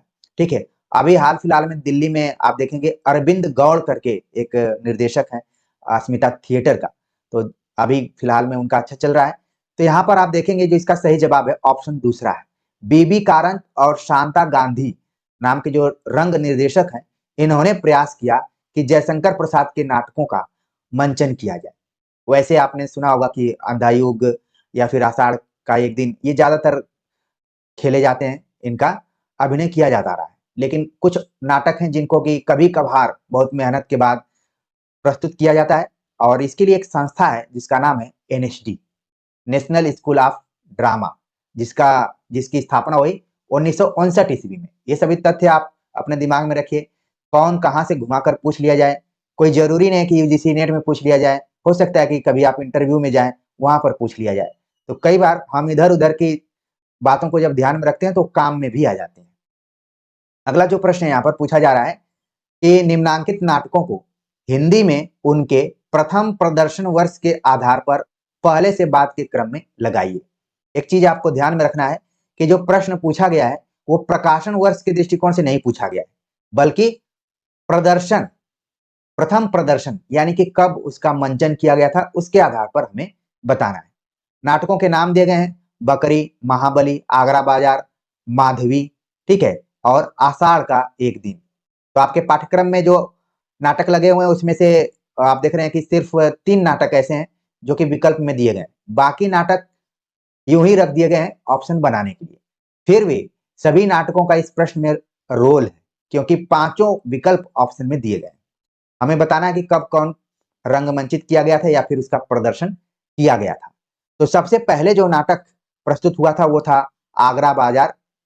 1954 ईस्वी में इसका प्रकाशन भी हुआ था और बाद में इसका मंचन भी हो गया था। और आपने ऊपर देखा कि हबीब तनवीर का नाम रंग निर्देशकों में भी है, और वो खुद एक नाटककार के तौर पर आए। तो कुछ लोगों ने सोचा कि इनके नाटकों को हम जल्दी से जल्दी, बहुत कम आप देखेंगे कि कोई नाटक लिखा गया और तुरंत उसका मंचन भी हो गया। तो पहले नंबर पर हो गया ये। फिर दूसरे नंबर पर जो नाटक खेला गया वो था आषाढ़ का एक दिन 1960 ईस्वी में। जब मैं 1960 बोल रहा हूं तो बहुत सारे जो नए विद्यार्थी हैं जो अभी अनुभवी नहीं है, कम अनुभव है उनके पास, वो हो सकता है कि हड़बड़ा जाए कि सर आप गलत बता रहे हैं, हमने तो सन 1958 पढ़ा था। लेकिन प्रिय विद्यार्थियों, यहाँ पर गलत बताने की गुंजाइश 0.1% रहती है, वो भी मानवीय त्रुटि के आधार पर। लेकिन आपको मैंने पहले ही बता दिया कि ये प्रदर्शन के आधार पर। तो आषाढ़ का एक दिन का प्रदर्शन कब हुआ? 1960 में। इसके बाद जो दूसरा नाटक है, अगला मतलब बकरी, जिसका प्रकाशन जो मंचन हुआ, प्रदर्शन हुआ 1974 ईस्वी में। इसके बाद जो नाटक खेला गया 1982 ईस्वी में खेला गया, और इस नाटक का नाम आप माधवी देख रहे हैं, और आपके दिमाग में आ रहा होगा कि हमने भीष्म साहनी के नाटक के तौर पर इसको पढ़ा हुआ है, ठीक है। और अंतिम जो नाटक है यहाँ पर, आप 5वें नंबर पर देखें तो ये नाटक हो गया असगर वजाहत का। ये नाटक लिखा गया है सन 2018 में, इसको अभिनीत किया गया, और 2021 में इसको पुरस्कृत भी किया गया है। तो इसमें देख रहे हैं आपके एकदम एक नया नाटक ऑप्शन में दे दिया गया है। तो हम अगर इसका मिलान करेंगे कि कौन कब प्रकाशित हुआ, प्रदर्शित हुआ, यहाँ पर ध्यान में रखना है प्रदर्शित हुआ, तो सबसे पहले नंबर पर कूट बनेगा सी, फिर बनेगा ई, फिर बनेगा आपका ए, फिर बनेगा डी, फिर बनेगा B. C E A D B हम देख लेते हैं किसमें है। सही जवाब हो गया ऑप्शन तीसरा। थोड़ा सा वक्त इसमें हो सकता है कि आप लोगों का लग रहा होगा, लेकिन वक्त देंगे तभी तो कॉन्फिडेंस आएगा, तो वक्त देना पड़ेगा समझने के लिए। आगे बात करते हैं, अगला जो प्रश्न है पूछा जा रहा है कि नाटकों में गीतों के प्रयोग के बारे में सत्य कथन है। अब नाटकों के गीतों के बारे में यहाँ पर कुछ कथन दिए गए हैं और हमें बताना है कि वो सत्य कथन कौन से। ऑप्शन दिया गया है 5, उसमें से चुनना है 3। अंधेर नगरी में कबाब वाला, नारंगी वाला, कुजड़ी, हलवाई और ब्राह्मण गीत गाकर अपनी बात कहते हैं। दोहा छंद का प्रयोग अंधेर नगरी और बकरी नाटकों में किया गया है। महाभोज, आधे अधूरे और आषाढ़ का एक दिन में कोई भी पात्र गीत नहीं गाता। स्कंद गुप्त में आह वेदना मिली विदाई गीत देवसेना गाती है। भारत दुर्दशा में किताब खाना वाले दृश्य में 6 सभ्य लोग मिलकर एक गीत गाते हैं। इसमें से हमें सही उत्तर का चयन करना है, ठीक है। तो अगर हम इस प्रश्न को देखें तो जो सही यहाँ पर कूट बन रहा है कि दोहा छंद का प्रयोग अंधेर नगरी और बकरी नाटकों में किया गया है, ये कथन बिल्कुल सही है। इसके बाद महाभोज, आधे अधूरे और आषाढ़ का एक दिन में कोई भी पात्र गीत नहीं गाता है, यानी कि इन सभी नाटकों में कोई गीत योजना नहीं है। इसके बाद है कि स्कंद गुप्त में आह वेदना मिली विदाई गीत देवसेना गाती है। तो जो कूट बन रहा है वो कूट बन रहा है बी, सी और डी, यानी कि इसका जो सही जवाब हो रहा है ऑप्शन दूसरा हो गया, ठीक है। आगे बात करते हैं, अगला जो प्रश्न है, भारत दुर्दशा नाटक के संबंध में निम्नलिखित कथन पर विचार करें। इसमें मनोभावों का मानवीकरण किया गया है। इसमें कुल 6 अंक हैं। इसमें ब्रिटिश राज की निर्ममता एवं शोषण का चित्रण है। संवाद कथ्य को गति देने में सहायक नहीं है। इसका प्रकाशन 1881 में हुआ। अब इसमें से हमें 3 सही विकल्पों का चयन करना है। तो आपका दिमाग दौड़ना शुरू हो गया होगा कि आखिरकार हमने भारत दुर्दशा पढ़ा था तो क्या क्या था उसमें, ठीक है। तो अगर हम इसका मिलान करें तो इसमें मनोभावों का मानवीकरण किया गया है। अलग अलग जो भी पात्र हैं जिनका नाम मैंने बताया, आलस्य है, रोग है, मदिरा है, अंधकार है, निर्लज्जता है, तो मनोभाव है, सही जवाब हो गया। इसमें कुल 6 अंक हैं, ठीक है, और दृश्य भी हैं अलग अलग, तो ये भी सही है। और इसमें कहा गया कि इसमें ब्रिटिश राज की निर्ममता और शोषण का चित्रण है, और ये जो शीर्षक है यहाँ पर वो ये बताने में काफी सहायक है कि ये ऑप्शन सही है। यानी जो कूट बन रहा है ए बी सी बन रहा है। पिछले बहुत पहले मैंने एक प्रैक्टिस सेट में आप सभी से पूछा था कि भारत दुर्दशा में अगर समास पूछा जाए तो कौन सा समास हो सकता है। हमारे कई विद्यार्थियों ने बताया भी था, कुछ ने सही बताया, कुछ ने गलत बताया था। एक बार फिर से आप अपने दिमाग को दौड़ाइए, क्योंकि आपके सिलेबस में यूनिट 1 के अंतर्गत समास भी पढ़ना है। देखिए यहाँ पर ऑप्शन ए बी सी सही हो रहा है। सही जवाब होगा प्रश्न के मुताबिक ऑप्शन चौथा। डी और ई क्यों गलत हो गए हैं? यहाँ पर बोला गया कि जो संवाद या कथ्य और वो गति देने में सहायक नहीं है, गलत हो गया यहाँ पर। और यहाँ पर प्रकाशन वर्ष जो दिया गया है, भारत दुर्दशा को लेकर 2 प्रकाशन वर्षों को आप ध्यान में रखिए, खासतौर से संवत में भी ध्यान में रखिए, ठीक है। ये सब आपको मुश्किल समय में काम में आ सकते हैं, जब आपको लगेगा कि हमने 1880 तो पढ़ा था, लेकिन इसमें 1933 संवत कहाँ से आ रहा है, तो 1876 भी आप याद रखिए, क्योंकि आपको 2 नंबर लेने हैं वहां। विद्वत्ता तो जो है वो है ही, लेकिन आप उसको लेकर ये नहीं कहेंगे कि ये क्वेश्चन गलत पूछ दिया गया, ये पूछ दिया गया, वो पूछ दिया गया है, क्योंकि तथ्य अलग अलग जगह पे थोड़ा थोड़ा अंतर के साथ भी है। आगे बात करते हैं, अगला जो प्रश्न है, जो कि सूची 1 से सूची 2 का मिलान करना है। नाटक है और पात्र दिए गए, पात्रों के नाम है युयुत्सु, लीला, कमला, अलका। जैसे ही मैंने नाम लिया, आपके दिमाग में वो नाटक अपने आप आने शुरू हो चुके होंगे। जैसे युयुत्सु है, तुरंत आपके दिमाग में आएगा कि तो अंधा युग हो गया, ठीक है। यहाँ पर अलका है तो तुरंत आपके दिमाग में आएगा कि चंद्रगुप्त हो जाएगा, ठीक। यहाँ पर आप देखेंगे कि लीला है तो यहाँ पर तुरंत द्रोणाचार्य का आ जाएगा। फिर स्कंदगुप्त है तो कमला है। तो यहाँ पर आप देखेंगे जो कूट बन रहा है 2 3 4 1, ठीक है, 2 3 4 1 बन रहा है। देखिए यहाँ पर एक ऐसा पात्र है लीला, जो कि 1 से अधिक नाटकों में इसका नाम आया हुआ है, इसको लेकर विवाद भी हो सकता है, ठीक है। लीला का संबंध आप देखेंगे कि चंद्रगुप्त में भी है, ठीक है, जो कि कार्नेलिया की सहेलियों में है, लीला, नीला, या फिर कार्नेलिया या कल्याणी, किसी की सहेलियां हैं, ठीक है ना। तो यहाँ पर लेकिन जो कूट बन रहा है 2 3 4 1, हम देख लेते हैं 2 3 4 1, यानी चौथा ऑप्शन यहाँ पर क्या हो रहा है, सही हो रहा है। आगे बात करते हैं, अगला जो प्रश्न है, पूछा जा रहा है कि निम्नलिखित में से किस पात्र का संबंध चंद्रगुप्त नाटक से नहीं है। चंद्रगुप्त नाटक से किसका संबंध नहीं है? ऑप्शन दिया गया है एलिस, जयमाला, अलका, लीला, ठीक है। तो जिस चीज की मैं चर्चा कर रहा था वो नीचे के प्रश्न में आपने देख लिया, और ये प्रश्न एक ही एग्जाम में आए हुए हैं, ठीक। मान लीजिए आपको सुमेलित वाले में कंफ्यूजन हो रहा था, तो आप हड़बड़ाइए मत, आगे देखिए कि हो सकता है किसी प्रश्न का जुड़ाव उस प्रश्न से हो सकता है। तो यहाँ पर देखिए सवाल पूछा गया कि चंद्रगुप्त नाटक से नहीं है, तो एलिस है, ठीक है, अलका भी है, लीला की मैं अभी चर्चा कर रहा था। कौन नहीं है? वो है जयमाला। जयमाला किससे है? वो है स्कंदगुप्त से, ठीक। इस तरीके से सही जवाब हो गया ऑप्शन दूसरा। अगला प्रश्न है, अंधा युग नाटक के अंकों के शीर्षक का क्रम है। तो यहाँ पर संयोग से अंधा युग में कुल 5 अंक हैं, और पांचों के नाम यहाँ पर दिए गए। बड़े कम प्रश्न ऐसे मिलते हैं, किसी में 4 अंक है तो किसी में 6 अंक है, किसी में 3 अंक है। यहाँ पर देखिए अंधा युग ऐसा है जो कि एकदम से यूजीसी नेट एग्जाम पैटर्न के दृष्टिकोण से फिट बैठ रहा है। बात मैं कर रहा हूं आपसे, लेकिन आपका ध्यान कहाँ होना चाहिए? क्वेश्चन पे होना चाहिए, ठीक है। तो यहाँ पर देखिए आप अपनी पूरी तैयारी का मूल्यांकन कर सकते हैं। कौरव नगरी पहले नंबर पे, फिर दूसरे नंबर पर परशु का उदय, फिर तीसरे नंबर पर अश्वत्थामा का अर्धसत्य, चौथे नंबर पर गांधारी का शाप, और 5वें नंबर पर विजय एक क्रमिक आत्महत्या।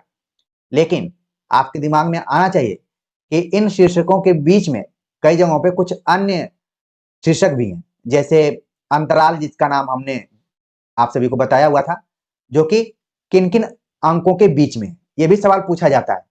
जैसे मैं आपसे बात कर रहा हूं, हो सकता है कि जिस एग्जाम में आप जा रहे हैं, जिसकी तैयारी कर रहे हैं, ये बातें ही आपके लिए काफी मोटिवेटिव हो सकती हैं वहां पर, क्योंकि संकेत मैं अगर कर दे रहा हूं तो भी ये मानकर चलिए कि वो प्रश्न के रूप में आ सकता है। तो हमने क्रम तो बता दिया और आपने उसको मिला भी लिया होगा, ठीक है।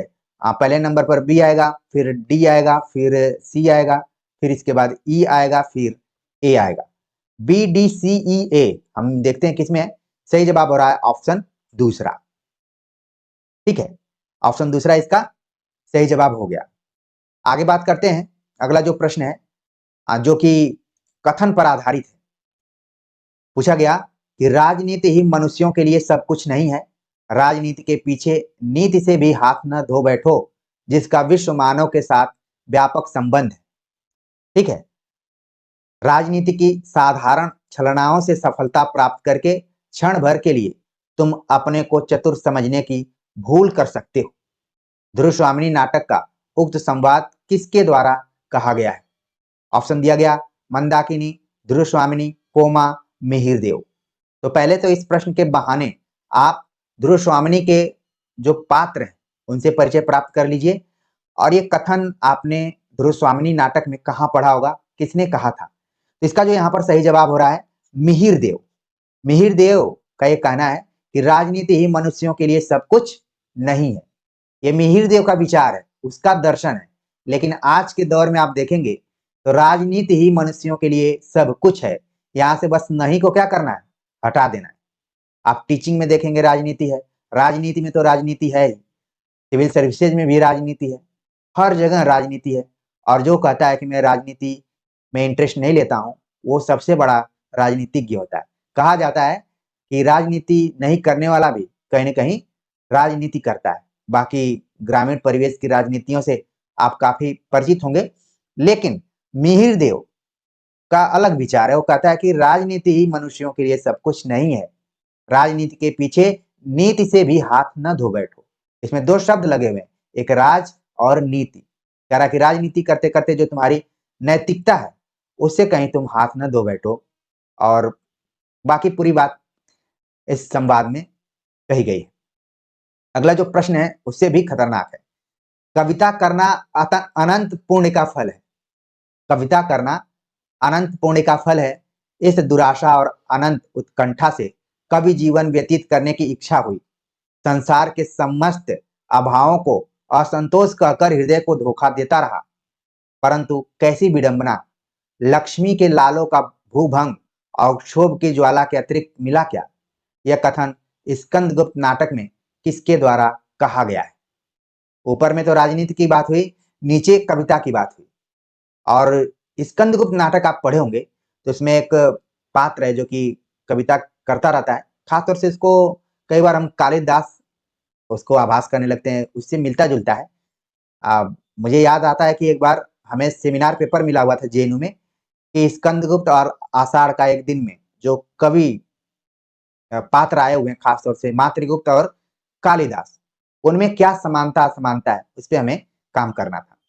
तो देखिए, कविता करना अनंत पुण्य का फल है और यही सब सोचकर वो कविता करना शुरू किया, लेकिन बाद में उसको क्या हो रही है, निराशा हो रही है। ऑप्शन दिया गया मुद्गल, कुमारगुप्त, मातृगुप्त, पर्णदत्त। तो इसका सही जवाब यहाँ पर क्या होगा? इसका सही जवाब होगा ऑप्शन तीसरा, मातृगुप्त। इसमें किस रूप में आया हुआ है? कवि के तौर पर आया है। अगला प्रश्न है जो कि सिंदूर की होली नाटक से जुड़ा हुआ है और कहा गया कि इसके संबंध में निम्नलिखित तथ्यों पर विचार कीजिए। 5 ऑप्शन दिए गए हैं, उसमें से हमें 3 पर विचार करना है। नाटक में वैधव्य की समस्या को केंद्र में रखा गया है। वैधव्य मतलब विधवा, ठीक है? उसमें एक कोई पात्र है जो कि विधवा है। तो यानी कि वैधव्य, जैसा कि आप जानते हैं कि सिंदूर की होली नाटक जिसने लिखा है, वो एक खास चीज के लिए जाना जाता है।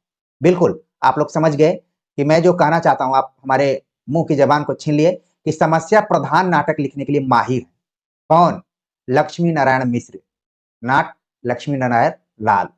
क्योंकि हिंदी नाटकों में दोनों का नाम है, काफी कंफ्यूजन हो जाता है, लेकिन आपको LM को याद रखना है, LL को नहीं याद रखना है, ठीक? तो समस्या प्रधान नाटक यानी कि सिंदूर की होली जो नाटक है, इसमें विधवा स्त्री की समस्या को केंद्र में रखा गया है। आगे बताया गया कि इस नाटक में कुल 9 पात्र हैं, जिसमें 7 पुरुष और 2 स्त्री पात्र हैं। आगे बताया गया कि नाटक के पात्रों के नाम हैं शशिकला, चंद्रकला, रमाकांत, अकबर अली। फिर कहा गया कि लक्ष्मी नारायण लाल का यह नाटक नौटंकी शैली पर आधारित है।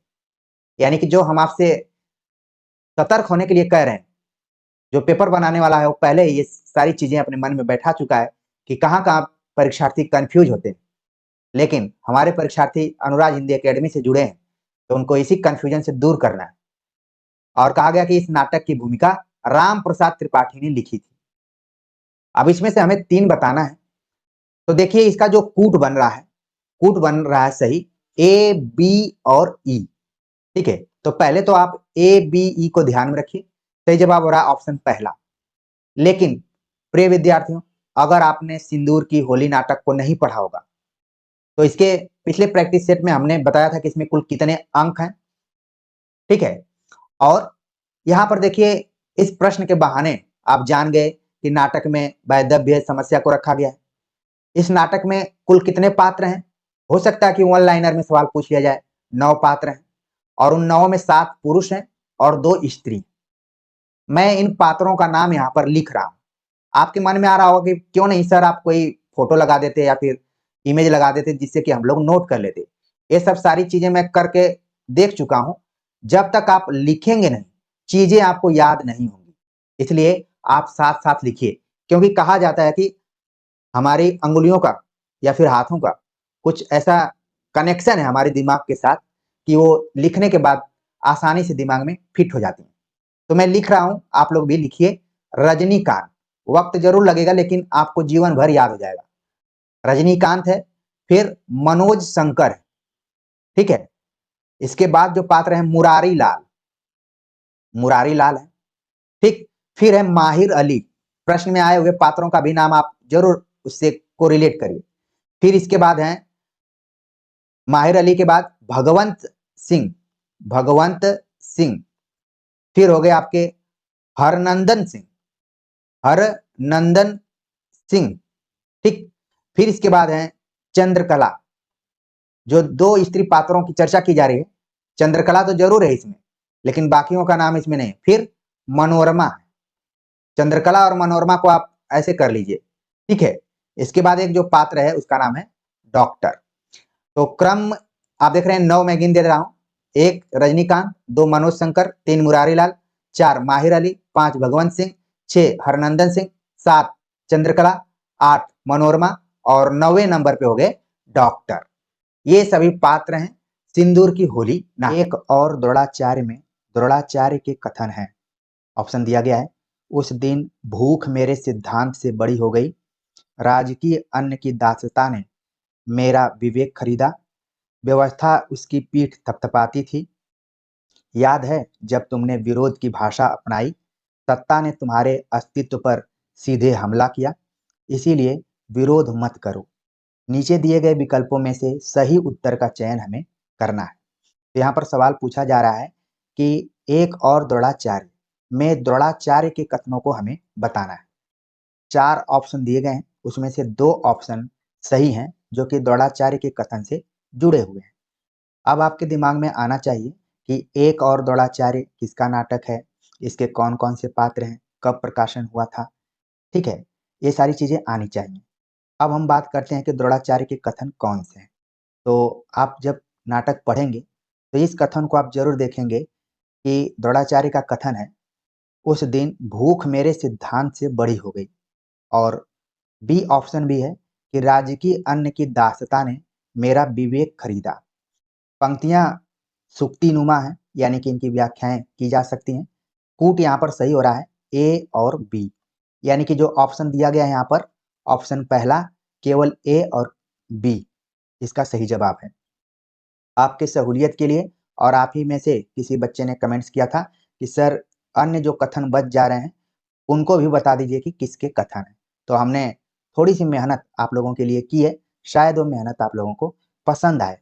तो यहाँ पर देखिए ऑप्शन सी और डी जो कथन है, एक और द्रोणाचार्य नाटक में एक पात्र है जिसका नाम है विमलेंदु, उसी द्वारा ये कथन कहा गया है कि व्यवस्था उसकी पीठ थपथपाती थी। और उसी में उसी पैराग्राफ में आगे का भी कथन है जो कि विमलेंदु का है। तो आगे की परीक्षा के लिए जरूर ध्यान में रखिए कि ऊपर के जो दोनों कथन हैं द्रोणाचार्य के हैं और नीचे के दोनों कथन विमलेंदु के हैं। हो सकता है कि नीचे वाला मान लीजिए ये जो कथन है ये वन लाइनर में आ जाए। आप कल्पना कीजिए कि वन लाइनर में भी आएगा तो भी उसका इतना ही महत्व है जितना कि इस समय जिस प्रश्न को लेकर हम आप सभी से चर्चा कर रहे हैं, यानी कि वो कठिन ही होगा। लेकिन जो हमारे विद्यार्थी यहाँ पर जुड़े हुए हैं और परीक्षा के अंतिम क्षण में जुड़े हुए हैं, ज्यादा दिन नहीं बचा हुआ है, जब मैं आपसे बात कर रहा हूँ तो मात्र 2 दिन बचा हुआ है, फिर भी आप अपना कीमती समय निकाल कर देख रहे होंगे। तो मान लीजिए ये क्वेश्चन आ जाता है कि याद है जब तुमने विरोध की भाषा अपनाई, सत्ता ने तुम्हारे अस्तित्व पर सीधे हमला किया, इसलिए विरोध मत करो। प्रिय विद्यार्थियों, एक चीज आपको ध्यान में रखना है कि ये जो नाटक है इसमें आप देखेंगे कि चंद्रगुप्त की भी झलक दिखाई पड़ती है भाषा शैली के दृष्टिकोण से देखा जाए तो। और इसमें आप देखेंगे अंधा युग का भी दिखाई दे रहा है क्योंकि द्रोणाचार्य इत्यादि की बात की गई है। और यहाँ पर देखिए, राज्य की अन्न की दास्तान मेरा विवेक खरीदा, तो लग रहा है कि कहीं चाणक्य तो नहीं बोल रहा है, लेकिन बोल कौन रहा है? द्रोणाचार्य बोल रहे हैं। तो कुछ नाटक आपके पाठ्यक्रम में लगे हुए जो कि आपको कंफ्यूज कर सकते हैं, लेकिन आप यहाँ जुड़े हैं उस कंफ्यूजन को दूर करने के लिए, और हमने अलर्ट भी कर दिया कि इस तरीके के वाक्य आए तो आप सावधान होकर उसका जवाब देंगे। अब आगे के प्रश्नों पर मैं इतना वक्त नहीं लूंगा, चलता हूं जल्दी जल्दी आगे के प्रश्नों पर हम बात करते हैं। अगला प्रश्न है कि निम्नलिखित में से देवसेना के कथन है। ऑप्शन दिया गया है, 4 ऑप्शन दिया गया है, उसमें से हमें बताना है कि देवसेना के कौन से कथन है। ऑप्शन पहला है कि विजय का क्षणिक उल्लास हृदय की भूख मिटा देगा, कभी नहीं, वीरों का भी क्या ही व्यवसाय है, क्या ही उन्मत्त भावना है। पवित्रता की माप है मलिनता, सुख का आलोचक है दुख, पुण्य की कसौटी है पाप, विजया आकाश के सुंदर नक्षत्र आंखों से केवल देखे ही जाते हैं। अगला ऑप्शन है नए ढंग के आभूषण, सुंदर वसन, भरा हुआ यौवन, यह सब तो चाहिए ही, परंतु एक वस्तु और चाहिए, पुरुष को वशीभूत करने के पहले धोखे की टट्टी। और आखिरी जो विकल्प है, ऐसा जीवन तो विडंबना है जिसके लिए दिन रात लड़ना पड़े। तो देखिए, हम इसके सही जवाब तक तो पहुंचेंगे ही, साथ में ये पंक्तियां मनुष्य जीवन के लिए काफी महत्वपूर्ण है। बहुत कुछ इसमें अर्थ झलकता है। आप प्रश्न के उत्तर को देखेंगे और पंक्तियों को भी महसूस कीजिए। हमें बताना है कि देवसेना के कथन कौन से हैं। तो इसका जो यहाँ पर सही जवाब है ऑप्शन बी और ऑप्शन सी। ये जो बी वाला ऑप्शन आप देख रहे हैं, ये पहले भी प्रैक्टिस सेट में आ चुका है। यदि आप मुझसे जुड़े हैं, मेरे ऊपर विश्वास करते हैं, तो आपको याद आ गया होगा कि जी सर आप बिल्कुल कह रहे थे कि इसमें कई प्रश्न बन चुके होंगे। ठीक है, अलग अलग भी इसमें मिलान सुमेलित टाइप के भी क्वेश्चन आ सकते हैं, क्योंकि देवसेना का ये बहुत ही महत्वपूर्ण कथन है। और सी ऑप्शन भी देवसेना के द्वारा ही कहा गया है, इसको भी आगे के लिए ध्यान में रखिए। तो कूट क्या बन रहा है आपका? बी और सी बन रहा है। सही जवाब हो गया ऑप्शन तीसरा, बी और सी।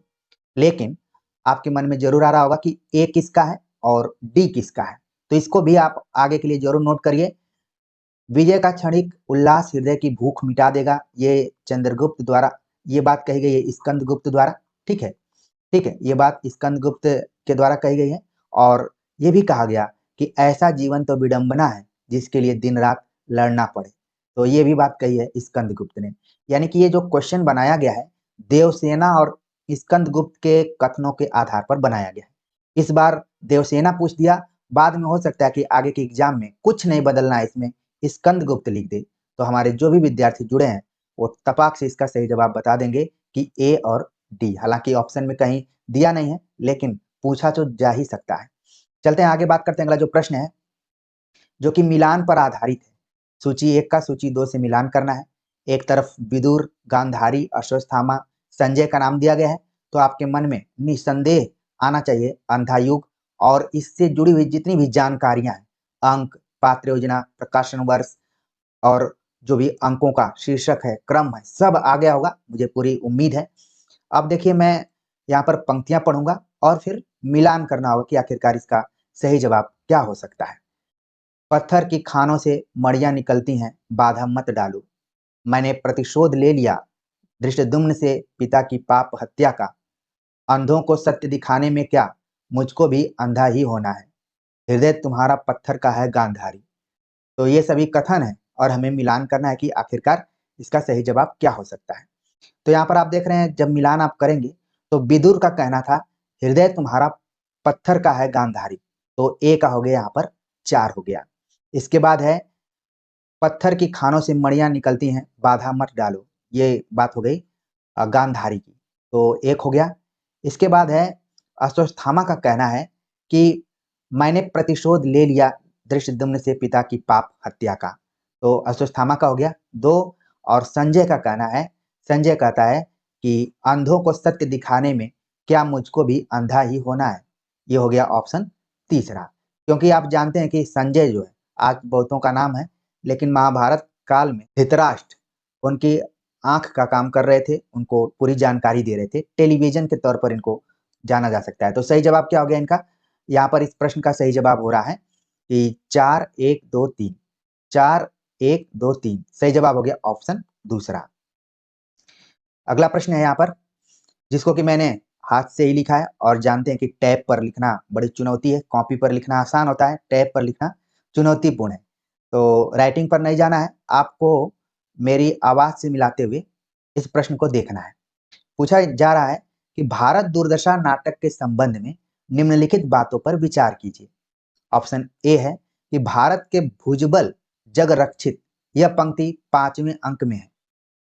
भारत दुर्दशा नाटक का प्रकाशन 1880 में हुआ।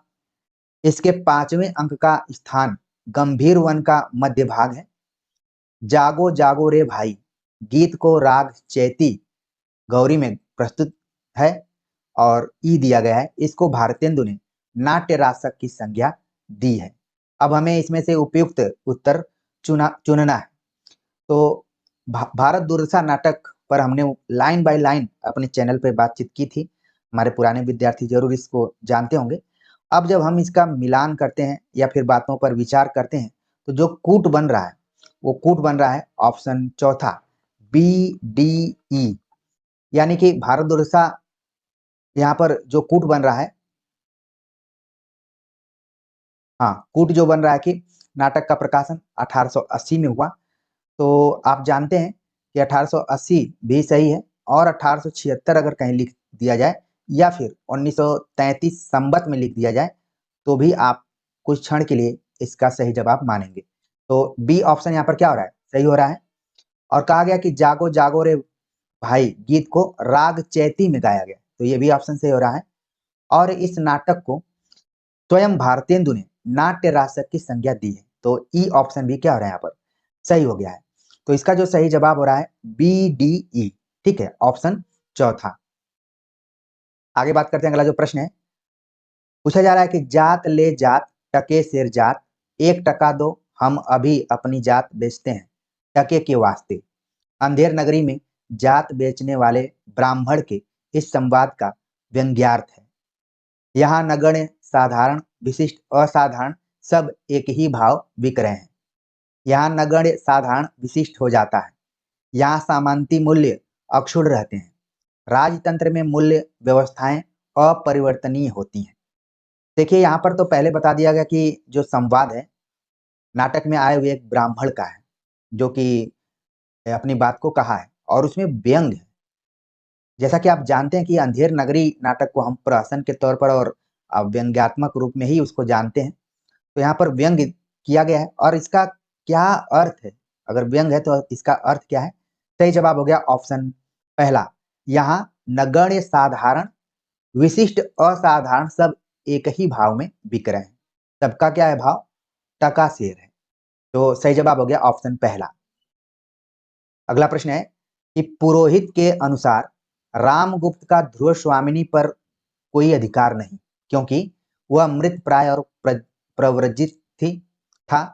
वह पर स्त्रीगामी था। वह जीवन से उदासीन था। वह गौरव से नष्ट और आचरण से पतित था। तो पुरोहित के अनुसार रामगुप्त का ध्रुव स्वामिनी पर कोई अधिकार नहीं है, क्योंकि तमाम बातें बताई गई हैं कि मृत प्राय था, प्रवर्जित था, पर स्त्रीगामी था, उदासीन था, और आचरण से क्या था, पतित था। अब इन सभी विशेषताओं में हमें बताना है कि कौन सा सही है, ठीक है। तो इसका जो यहाँ पर सही जवाब है ऑप्शन चौथा, वह गौरव से नष्ट और आचरण से पतित था। सही जवाब हो गया है ऑप्शन चौथा, ठीक है। आगे बात करते हैं, अगला जो प्रश्न है अंधेर नगरी के आधार पर कहा जा सकता है कि भारतेंदु की साहित्य संबंधी अवधारणा है। साहित्य बैठे ठालों का विलास है। साहित्य नागर जनों के मनोरंजन हेतु है। साहित्य ग्रामीण जनों के शिक्षा के लिए है। साहित्य की सामाजिक भूमिका होती है। तो इसका सही जवाब हमें बताना कि आखिरकार इस प्रश्न का सही जवाब क्या हो सकता है। देखिए यहाँ पर सही जवाब हो गया ऑप्शन चौथा, साहित्य की सामाजिक भूमिका होती है। आजकल हम हिंदी साहित्य पढ़ते हैं, भले हमें हमारे समाज को ये न लगता हो कि साहित्य की सामाजिक भूमिका होती है। अक्सर यही कहा जाता है कि हिंदी पढ़ रहे हो तो क्या करोगे, लेकिन साहित्य पढ़ने वाले लोगों के दिमाग में होना चाहिए कि ये क्या है, सामाजिक जिम्मेदारी को निभाने वाला विषय है। और ऊपर में जो भी बातें कही गई हैं वो सभी बातें क्या है, गलत है। सही जवाब हो गया ऑप्शन चौथा। आगे बात करते हैं, अगला जो प्रश्न है कि विजय तृष्णा का अंत पराभव में होता है, अलक्षेंद्र राज सत्ता सुव्यवस्था से बढ़े तो बढ़ सकती है, केवल विजय से नहीं। यह विचार चंद्रगुप्त के किस चरित्र का है? यानी कि जो कथन है चंद्रगुप्त से लिया गया है, लेकिन किसके द्वारा कहा गया है? ऑप्शन दिया गया है चाणक्य, दांडायन, चंद्रगुप्त, आजीवक। तो आपके दिमाग में आना शुरू कर चुका होगा कि हमने चंद्रगुप्त नाटक पढ़ा था और कहीं कहीं जरूर पढ़ा था कि विजय तृष्णा का अंत पराभव में होता है। अलक्षेंद्र राज सत्ता सुव्यवस्था से बढ़े तो बढ़ सकती है, केवल विजय से नहीं। केवल चारों तरफ आप हर राज्य में केवल जीत हासिल करेंगे और राज सत्ता सुव्यवस्थित नहीं रहेगी तो विजय किसी काम की नहीं है। ये पंक्तियां कुछ वही चीज कह रही हैं कि जीत से ज्यादा जरूरी क्या है? सुव्यवस्थित होना। ये बात किसने कही? जाहिर सी बात है कि ऐसी बातें वही व्यक्ति कहेगा जिसको कि राज सत्ता से बहुत जुड़ाव नहीं रहेगा। तो मेरा संकेत आप लोगों की तरफ चला गया होगा कि जी सर, बिल्कुल आप कह रहे हैं कि ये तो कोई संत आदमी ही कह सकता है, तपस्वी ही कह सकता है। तो दांडायन का ये कथन है। ऐसी बातें इसी तरीके के लोग कहते हैं। जैसे मैं बार बार आप लोगों को कहता हूँ कि फीस देने की कोई जरूरत नहीं है, सुव्यवस्थित रूप से आप पढ़िए। पेड कोर्स नहीं भी लेंगे तो भी आप अपनी परीक्षा में सफल हो सकते हैं। तो ये एक तपस्वी ही कह सकता है। आगे बात करते हैं, अगला जो प्रश्न है। आप लोग जरूर मुस्कुरा रहे होंगे कि सर आप व्यंग को छोड़ते नहीं हैं। यही मेरा एक सहारा है। आगे चलते हैं, बात करते हैं, अगला जो प्रश्न है। अंधा युग के अंकों के नाम है। गौरव नगरी का विनाश, पांडव विजय, पशु का उदय, गांधारी का शाप। इसमें से हमें सही उत्तर का चयन करना है और उसमें दो ही ऐसे नाम हैं जो कि सही हैं। बाकियों का नाम आपको चकमा देने के लिए है, आपको परेशान करने के लिए। तो हमारे विद्यार्थी इतना जागरूक और जुझारू तो हो ही गए हैं कि तमाम प्रैक्टिस सेट्स के माध्यम से अंधा युग के अंकों का क्रम और उनके शीर्षकों को बिल्कुल ध्यान में रख लिए होंगे। तो ज्यादा मैं इस पर डिस्कस नहीं करूंगा। इसका जो सही जवाब है यहाँ पर ऑप्शन सी और डी है, परशु का उदय, गांधारी का शाप। बाकी पांडव विजय आप नहीं देखेंगे। कौरव नगरी तो है लेकिन कौरव नगरी का विनाश शीर्षक नहीं है। तो जो कूट बन रहा है वो क्या बन रहा है? सी और डी बन रहा है। सही जवाब हो गया ऑप्शन चौथा। आगे बात करते हैं, अगला जो प्रश्न है। बकरी नाटक के बारे में स्वयं लेखक के विचार हैं। बकरी नाटक से रिलेटेड यहाँ पर क्वेश्चन आ गया और लेखक के विचार को ही पूछ लिया गया। यानी कि ये जो प्रश्न है सीधे सीधे भूमिका से पूछा गया है। ऑप्शन दिया गया है, यह नाटक न लिखा जाता यदि हिंदी में कोई ऐसा नाटक होता जिसमें जन चेतना को लोक भाषा और लोक रूपों के माध्यम से सामाजिक अन्याय के साथ जोड़ने का एक नया व्याकरण देखने को मिलता। ठीक है, एक कथन हो गया। दूसरा हो गया, यह नाटक लिख लेने के बाद मैंने इब्राहिम अलका जी से आग्रह किया कि इसे रंगमंच पर प्रस्तुत करें। दूसरा कथन। तीसरा कथन है, इस नाटक के सभी निर्देशकों ने इसके मूल आलेख में कोई परिवर्तन नहीं किया। और चौथा ऑप्शन है, यदि हिंदी के नाटककार यश प्रार्थी न होकर आम आदमी की पीड़ा आम आदमी की जबान में आम आदमी के बीच ले जाना हिंदी रंगमंच के लिए अनिवार्य मानते तो यह नाटक न लिखा जाता। अब हमें बताना है कि सही उत्तर इसका क्या हो सकता है। ठीक है, तो इसका जो सही उत्तर आप देखेंगे तो पहला तो है भूमिका में ही कि बकरी नाटक के जो नाटककार हैं, बिल्कुल सक्सेना जी आपके दिमाग में आ गए होंगे। वो कवि भी रहे हैं और एक सप्तक से जुड़े भी थे। ये सारी चीजें आपके मन में आ रही होंगी, मुझे कुछ बताने की जरूरत नहीं है। ऑप्शन ए क्या है यहाँ पर? सही है कि यह नाटक न लिखा जाता यदि हिंदी में कोई ऐसा नाटक होता जिसमें कई बातें यहाँ पर सक्सेना जी ने उठाई हैं। ये बातें हो सकता है कि आपको आगामी एग्जाम में विकल्पों के तौर पर आ जाए। ठीक है, क्योंकि जन चेतना की बात की, फिर इसके बाद लोक भाषा की बात की, फिर लोक रूप की बात की, फिर सामाजिक अन्याय की बात की है, फिर नया व्याकरण की बात की है। तो आजकल जिस तरीके से ABCD ए से लेकर ई तक पूछा जा रहा है या फिर 1 से लेकर 5 तक पूछा जा रहा है, तो ऑप्शन पूरा बनने के लिए कंप्लीट है ये जो पहला कथन पूछा गया है। तो ए तो यहाँ पर क्या हो रहा है? सही हो रहा है। और यहाँ पर डी ऑप्शन भी क्या है? सही है कि यदि हिंदी के नाटककार यश प्रार्थी न होकर आम आदमी की बात करते, आम आदमी की जबान में करते और आम आदमी के लिए करते। जैसे जो लोकतंत्र है, एक आपने कथन बड़ा फेमस सुना हुआ कि जनता के लिए, जनता द्वारा, जनता, ऐसे ऐसे करके है। ठीक है, कुछ कुछ यहाँ पर जनता शब्द के स्थान पर क्या प्रयोग किया जा रहा है? आम आदमी शब्द का प्रयोग किया जा रहा है। तो जो कूट बन रहा है वो बन रहा है ए और डी। तो इसका जो सही जवाब हो रहा है यहाँ पर ऑप्शन तीसरा है, ए और डी।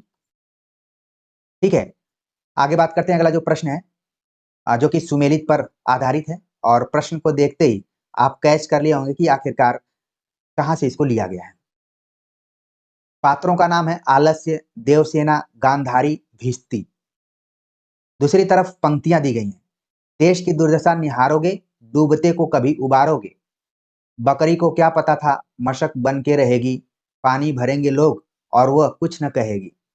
मैंने कहा था दुर्योधन से, धर्म जिधर होगा वो मूर्ख उधर जय होगी। और आखिर में है कि दुनिया में हाथ पैर हिलाना नहीं अच्छा, मर जाना पैर उठ के कहीं जाना नहीं अच्छा। तो इसे हमें मिलाना कि आखिरकार ये बातें किन किन पात्रों से जुड़ी हुई हैं। तो हम सबसे पहले मिलान करते हैं कि आलस्य जो है वो कहता है कि दुनिया में हाथ पैर हिलाना नहीं अच्छा, मर जाना पैर उठ के कहीं जाना नहीं अच्छा। तो आलस्य तो कहा है, लेकिन कहलवाया किसने है? आपके दिमाग में आ गया होगा। जी बिल्कुल, भारतेंदु हरिश्चंद्र ने कहलवाया है। कई बार हमने परीक्षाओं में देखा है कि आलस्य न पूछकर पूछ लिया जाता है कि किसका कथन है, तो वहां पर आपको ध्यान में रखना है। अगला जो है कि जो देवसेना है, देवसेना इसके बारे में क्या कहती है? वो कहती है कि देश की दुर्दशा निहारोगे, डूबते को कभी उबारोगे। ये देवसेना का कथन है।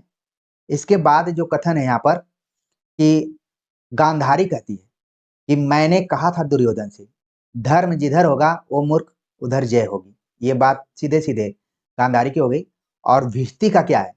भिष्टी का है कि बकरी को क्या पता। ठीक है, तो इस तरीके से इसका जो कूट बन रहा है 4-1-3-2, 4-1-3-2 बन रहा है। नीचे के हम विकल्प में देख लेते हैं कि 4-1-3-2 किसमें बन रहा है। सही जवाब हो गया ऑप्शन पहला। थोड़े आज के प्रैक्टिस सेट में क्वेश्चंस लंबे हैं, तो मुझे उम्मीद है कि आप लोग बोर नहीं हो रहे होंगे, आप कुछ सीखने की कोशिश कर रहे होंगे। आप देख रहे हैं कि मिलती जुलती है यहाँ पर। बकरी बकरी नाटक से भी हो सकता है, अंधेर नगरी से भी हो सकता है, इसलिए कंफ्यूजन को दूर रखना है। देखिए यहाँ पर दुर्दशा है, तो ऐसा लगेगा कि भारत दुर्दशा से होगा। कितना यहाँ पर है? और आपने राम की शक्ति पूजा में पढ़ा होगा कि उसमें है कि जिधर है अन्याय उधर है शक्ति। यहाँ पर क्या है कि धर्म जिधर होगा उधर जय होगी। महाभारत में धर्म को ज्यादातर केंद्र में रखा गया है। जो भी चीजें की जा रही वो धर्म को ध्यान में रखते हुए की जा रही है। तो आप देख रहे हैं कि पंक्तियां एक दूसरे से कितनी मिलती जुलती हैं और भाव भी मिलते जुलते हुए नजर आते हैं। आगे बात करते हैं। अगला जो प्रश्न है अंधेर नगरी नाटक से रिलेटेड है। इसके संबंध में निम्नलिखित पर विचार कीजिए। क्वेश्चन दिया गया है, पूछा जा रहा है कि महंत जी गोवर्धन दास और नारायण दास के गुरु हैं। अंधेर नगरी के पहले अंक का स्थान बाजार है। अंधेर नगरी का प्रकाशन सन 1881 ईस्वी में हुआ। इसके तीसरे अंक का स्थान जंगल है। इसके पांचवें अंक का स्थान शमशान है। अब पूरी अंधेर नगरी अगर आप पढ़े होंगे बढ़िया से, तो इस प्रश्न का जवाब तुरंत आराम से दे देंगे। अगर नहीं पढ़े होंगे तो फिर वही सभी समस्याएं आपके सामने आएंगी। तो जल्दी से हम यहाँ पर एक बार रिवाइज करवा देना चाहते हैं कि जो पहला अंक है वो किसमें है? वह है प्रांत नाम से है। दूसरा अंक जो है वो बाजार से रिलेटेड है। तीसरा अंक जब आप देखेंगे तो वहां पर है जंगल। ठीक है, क्वेश्चन से भी मिलान कीजिएगा। चौथा अंक जो है उसका नाम है राज्यसभा। ठीक है, राज्यसभा या राज्यसभा। और पांचवा जो यहाँ पर दिया गया है वो है अरण्य। और छठा जो दिया गया है उसका नाम है शमशान। तो ये एक तरीके से आपको जल्दी से मैंने की पॉइंट्स बताया हुआ है। और समय अगर बचेगा तो हम जितने भी नाटक लगे हुए हैं उनकी अंक योजना, उनके जो भी गीत योजना है उन पर काम करने की कोशिश जरूर करेंगे। ठीक है, तो देखिए क्वेश्चन के आधार पर ए तो यहाँ पर बिल्कुल सही है कि महंत जी गोवर्धन दास और नारायण दास के गुरु हैं। ठीक है, तो यहाँ पर ये तो बिल्कुल सही हो रहा है। इसके बाद जो सही हो रहा है आपका वो हो रहा है कि अंधेर नगरी का जो प्रकाशन वर्ष था वो 1881 में था, तो ये भी सही हो गया। और पहला अंक तो बाजार नहीं बल्कि क्या है, वह है प्रांत, इसलिए गलत हो रहा है। तीसरा अंक जंगल दिया गया, ये भी क्या हो रहा है यहाँ पर, ये भी सही हो रहा है। और पांचवा अंक बताया जा रहा है शमशान, जबकि क्या है छठवां अंक है। तो सही जवाब क्या हो गया? ऑप्शन पहला हो गया ACD। इसी तरीके के उम्मीद है कि प्रश्न पूछे जाएंगे जब भी आप री एग्जाम में जाएंगे या फिर आगे जाएंगे। अब प्रश्नों का जो लेवल है थोड़ा सा बढ़ाया जा रहा है। आगे बात करते हैं। अगला जो प्रश्न है पूछा जा रहा है कि भारत दुर्दशा के आखिरी अंक में भारत भाग्य क्या करता है? भारत को जगाता है, भारत के हतभाग्य पर क्रोधित होता है, घायल भारत को छोड़कर चला जाता है, भारत के सीने में कटार से आघात करता है। तो आखिरी अंक में क्या करता है भारत? भाग्य, हमें बताना है। तो इसका जो यहाँ पर सही जवाब है कि वो भारत को जगाता है। सही जवाब हो गया ऑप्शन पहला। अगला प्रश्न है कि चंद्रगुप्त नाटक में किस चरित्र की बात पर प्रतिक्रिया व्यक्त करते हुए चाणक्य ने कहा था, मेरे पास पाणिनि में सिर खपाने का समय नहीं, भाषा ठीक करने से पहले मैं मनुष्यों को ठीक करना चाहता हूं। किसको, किसकी प्रतिक्रिया में ये बात चाणक्य ने कही है? देखिए क्वेश्चन में ही कई चीजें बताई जा रही हैं कि ये कथन चंद्रगुप्त से लिया गया है, चाणक्य ने कहा है, लेकिन किसके जवाब में कहा है? ऑप्शन दिया गया राक्षस, सिंहरण, एनिसाक्रिटीज, वररुचि। तो किसके जवाब में ये बात कही गई है? सही जवाब हो गया ऑप्शन चौथा, वररुचि से ये बात चाणक्य कहता है कि मेरे पास पाणिनि में सिर खपाने का समय नहीं। बहुत बड़ी बात कही जा रही है। एक जमाना था पाणिनि, पतंजलि, वररुचि इन लोगों का। तो पाणिनि का जैसे नाम आया है तो एक तरीके से व्याकरण की तरफ संकेत किया गया है, और व्याकरण की सबसे अगर बड़ी पुस्तक है तो वह अष्टाध्यायी है, उसी की तरफ चाणक्य का संकेत है। और चाणक्य का दर्शन क्या है, उसका विचार क्या है, ध्यान दीजिए यहाँ पर। वो कहता है कि भाषा ठीक करने से पहले मैं मनुष्यों को ठीक करना चाहता हूँ। यानी मैं व्याकरण को इतना जोर नहीं देता हूँ, मैं चाहता हूँ कि मनुष्य अगर सही रहेंगे तो व्याकरण अपने आप सही रहेगा। इतनी बड़ी बात यहाँ पर चाणक्य कह रहा है, शायद इस तरीके के कम व्यक्ति आज आपको मिलेंगे। वररुचि के जवाब में बात चाणक्य ने कहा है। तो मैं इसीलिए आराम से आप लोगों को बता रहा हूँ ताकि चीजें आपके मन मस्तिष्क में जीवन भर के लिए बैठ जाए। आगे बात करते हैं, अगला जो प्रश्न है, आषाढ़ का एक दिन राजाश्रय और व्यक्ति स्वातंत्र के बीच भटकती हुई सृजनात्मकता का नाट्य बिंब है, यह कथन किस आलोचक का है? ऑप्शन दिया गया नेमीचंद जैन, बच्चन सिंह, गिरीश रस्तोगी, जयदेव तनेजा। तो इसमें ज्यादातर नाम जो है वो नाटक पर अच्छा काम किए हुए हैं, यानी कि हम अगर आलोचकों की बात करें तो ज्यादातर इसमें जो नाम दिए गए वो सब नाट्य आलोचक के तौर पर है। लेकिन इसका जो सही जवाब है यहाँ पर ऑप्शन दूसरा है कि डॉक्टर बच्चन सिंह हिंदी साहित्य का दूसरा इतिहास में आषाढ़ का एक दिन नाटक का मूल्यांकन करते हुए ये बात कहते हैं कि इसमें राज्याश्रय और व्यक्ति स्वातंत्र दोनों के बीच सर्जनात्मकता यानी जो रचनात्मकता है वो भटकती हुई नजर आती है, यही नाट्य का बिंब है। तो कालिदास को याद कीजिए, जब कालिदास मल्लिका के क्षेत्र में रहता है और जब वो अपने मातुल के पास चला जाता है तो उसकी सर्जनात्मकता कैसे प्रभावित होती है। मुझे याद है कि जेएनयू में हमें सेमिनार भी मिला था कि वहां पर उसकी जो सर्जनात्मकता है जब राजश्रय उसको प्राप्त होता है थोड़ी सी कमजोर होती है, लेकिन जब वो मल्लिका के क्षेत्र में रहता है तो वहां पर अच्छी अच्छी रचनाएं की हुई है। ठीक है, तो बच्चन सिंह का ये कथन है कि ये सर्जनात्मकता जो है वो राजाश्रय और व्यक्ति स्वातंत्र दोनों में क्या है, भटक रही है, दोनों के द्वंद में फंसी हुई है। आगे बात करते हैं, अगला जो प्रश्न है कथन और तर्क पर आधारित है। पूछा जा रहा है कि नाटक का एक उद्देश्य जनोपदेश है, क्योंकि नाटक में उपदेश के सिवा कोई और बात नहीं हो सकती। अब हमें बताना है कि इसमें कौन सा कथन सही और कौन सा गलत है। तो सही जवाब यहाँ पर है कि नाटक का एक उद्देश्य जनोपदेश तो है, लेकिन नाटक में उपदेश के सिवा और कोई बात नहीं होती है, ये बात बिल्कुल गलत है। सही जवाब हो गया ऑप्शन तीसरा, ए सत्य है लेकिन आर क्या है, असत्य है। अगला प्रश्न है कि अंधा युग में युयुत्सु की चिंता क्या है? अंधा युग नाटक आप लोगों ने पढ़ा होगा और कई बार इसके नायक को लेकर डिबेट है कि इसका नायक अश्वत्थामा है कि युयुत्सु है कि कौन है। तो यहाँ पर देखिए, या फिर समय, तीन तरीके के यहाँ पर डिबेट होते हैं। तो युयुत्सु की चिंता क्या है? अन्याय का प्रतिकार, पांडव पक्ष में चले जाने को लेकर पश्चाताप, मानव भविष्य की रक्षा, शाप मुक्ति। तो युयुत्सु की चिंता क्या है? युधिष्ठिर जैसा कि आप जानते हैं कि ऐसा एकमात्र कौरव था जो कि पांडव पक्ष से जाकर युद्ध लड़ा था, और उसका कहना था कि ये धर्म युद्ध हो रहा है तो मैं धर्म के तरफ जाकर रहूंगा, यानी मानव भविष्य की रक्षा के बारे में और उसकी मेन चिंता थी। सही जवाब क्या हो गया? ऑप्शन तीसरा हो गया यहाँ पर। अगला जो प्रश्न है जो बात करें तो बकरी नाटक से रिलेटेड सवाल पूछा गया है कि बकरी नाटक से संबंधित सही तथ्य कौन से हैं? यह स्वातंत्र्योत्तर हिंदी व्यंग्य नाटकों में सर्वाधिक महत्वपूर्ण है, इसका कथ्य बिखरा हुआ नहीं है, इसके गीत साधारण कोटि के हैं, इसमें नौटंकी शैली का प्रयोग किया गया है। तो बकरी नाटक के शिल्प को लेकर यह सवाल यहाँ पर पूछा गया है। ठीक है, तो इसका जो सही जवाब है यहाँ पर आप लोगों के भी मन में आ रहे होंगे, सही जवाब है, 2 ही चुनना है। 4 ऑप्शन दिए गए हैं, 2 चुनना है कि सही तथ्य हमें चुनना है, ठीक है ना। तो इसका जो सही जवाब है ऑप्शन ए और ऑप्शन डी है, यानी कि यह स्वातंत्र्योत्तर हिंदी व्यंग्य नाटकों में सर्वाधिक प्रसिद्ध है। बिल्कुल सही बात है। कहा जा रहा है कि इसका जो कथ्य है वो बिखरा हुआ है, ये तो बिल्कुल गलत बात है। और गीत कहे जा रहे हैं कि ये साधारण कोटि के हैं, ये भी गलत है।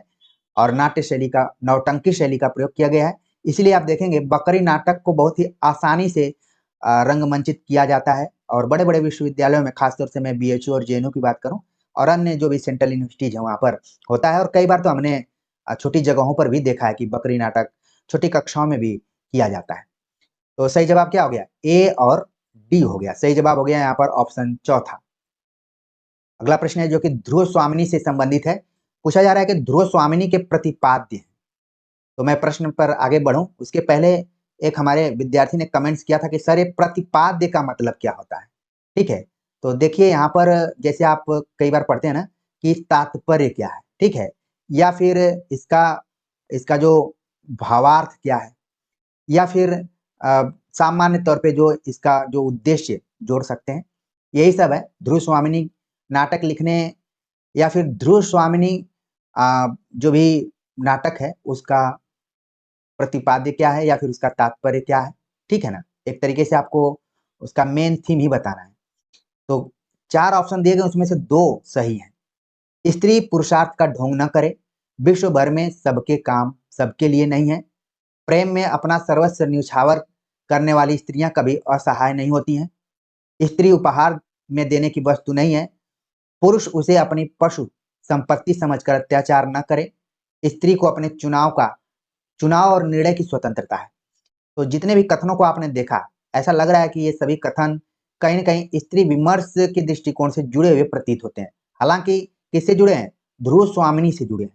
कई बार हम विमर्शों पर चर्चा करते हैं तो इन विमर्शों की शुरुआत अचानक नहीं हुई है, बल्कि उसके पहले आप देखेंगे कि कई रचनाओं में स्त्रियों की समस्याओं को केंद्र में रखते हुए काम किया गया है।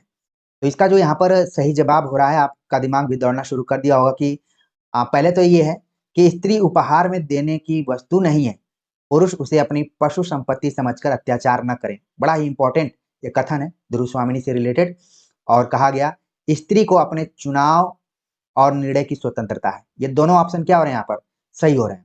तो कई बार एग्जाम में जब आप जाते हैं और बिना पढ़े भी आप किस तरीके से पॉजिटिव जो सकारात्मक कथन है उनको ध्यान में रखते हुए सही उत्तर तक पहुंच सकते हैं। अब जैसे ऊपर दिया गया कि स्त्री पुरुषार्थ का ढोंग ना करे, विश्व भर में सबके काम अलग अलग है, मतलब स्त्री अलग है पुरुष अलग है। तो ये बात तो अगर शारीरिक रूप से देखें जो भी ईश्वरीय है तो ठीक है, थोड़ा बहुत अंतर है, लेकिन अन्य चीजों में देखें तो बराबरी का दर्जा वहां पर होना चाहिए। और यहाँ पर क्या कहा गया कि प्रेम में अपना सर्वस्व निछावर करने वाली स्त्रियां कभी असहाय नहीं होती। ये तो और गलत बात हो गई, ठीक है। कई बार धोखे मिलते हैं, आप लोग भी इससे परिचित हुए होंगे या फिर अनुभव किए होंगे। सही जवाब क्या होगा, ऑप्शन तीसरा सी और डी। अगला प्रश्न है जो कि अंधा युग से रिलेटेड है। अंधा युग के संबंध में कौन से विचार सही है। 4 विचार दिए गए उसमें से 2 सही हैं। यह महाभारत के 18वें दिन की कथा पर आधारित है। आधुनिक भावबोध को रूपायित करने वाले नाटकों में अंधा युग विशेष रूप से उल्लेखनीय है। इसमें बहिर्द्वंद और अंतर्द्वंद दोनों विकराल रूप में मौजूद हैं। अंधा युग आधुनिक त्रासदी को व्यक्त नहीं करता। तो डी जो है ऑप्शन, वो तो आप देखेंगे कि बिल्कुल गलत है। जहां जहां डी होगा वो ऑप्शन बिल्कुल सही होने की स्थिति में नहीं है, ठीक है ना। तो इसका जो सही जवाब है ऑप्शन दूसरा है बी और सी, यानी कि आधुनिक भावबोध को रूपायित करने वाले नाटकों में अंधा युग विशेष रूप से उल्लेखनीय है, ठीक है। और कहा गया कि इसमें जितने भी पात्र हैं वो अंतर्द्वंद से ग्रसित हैं। तो बी और सी दोनों ऑप्शन क्या हो गया यहाँ पर, सही हो गया, ठीक है। क्योंकि आपके दिमाग में आ रहा होगा कि सर ए और बी क्यों नहीं सही हो सकता, ठीक है ना। ये भी ऑप्शंस कुछ सही होने के करीब में हैं, लेकिन अगर हम प्रश्न के हिसाब से देखें, क्योंकि आलोचकों के दृष्टिकोण से यहाँ पर थोड़ा सा सवाल को बनाने की कोशिश की गई है, ठीक है ना। तो हो गया आपका ऑप्शन बी और सी ऑप्शन।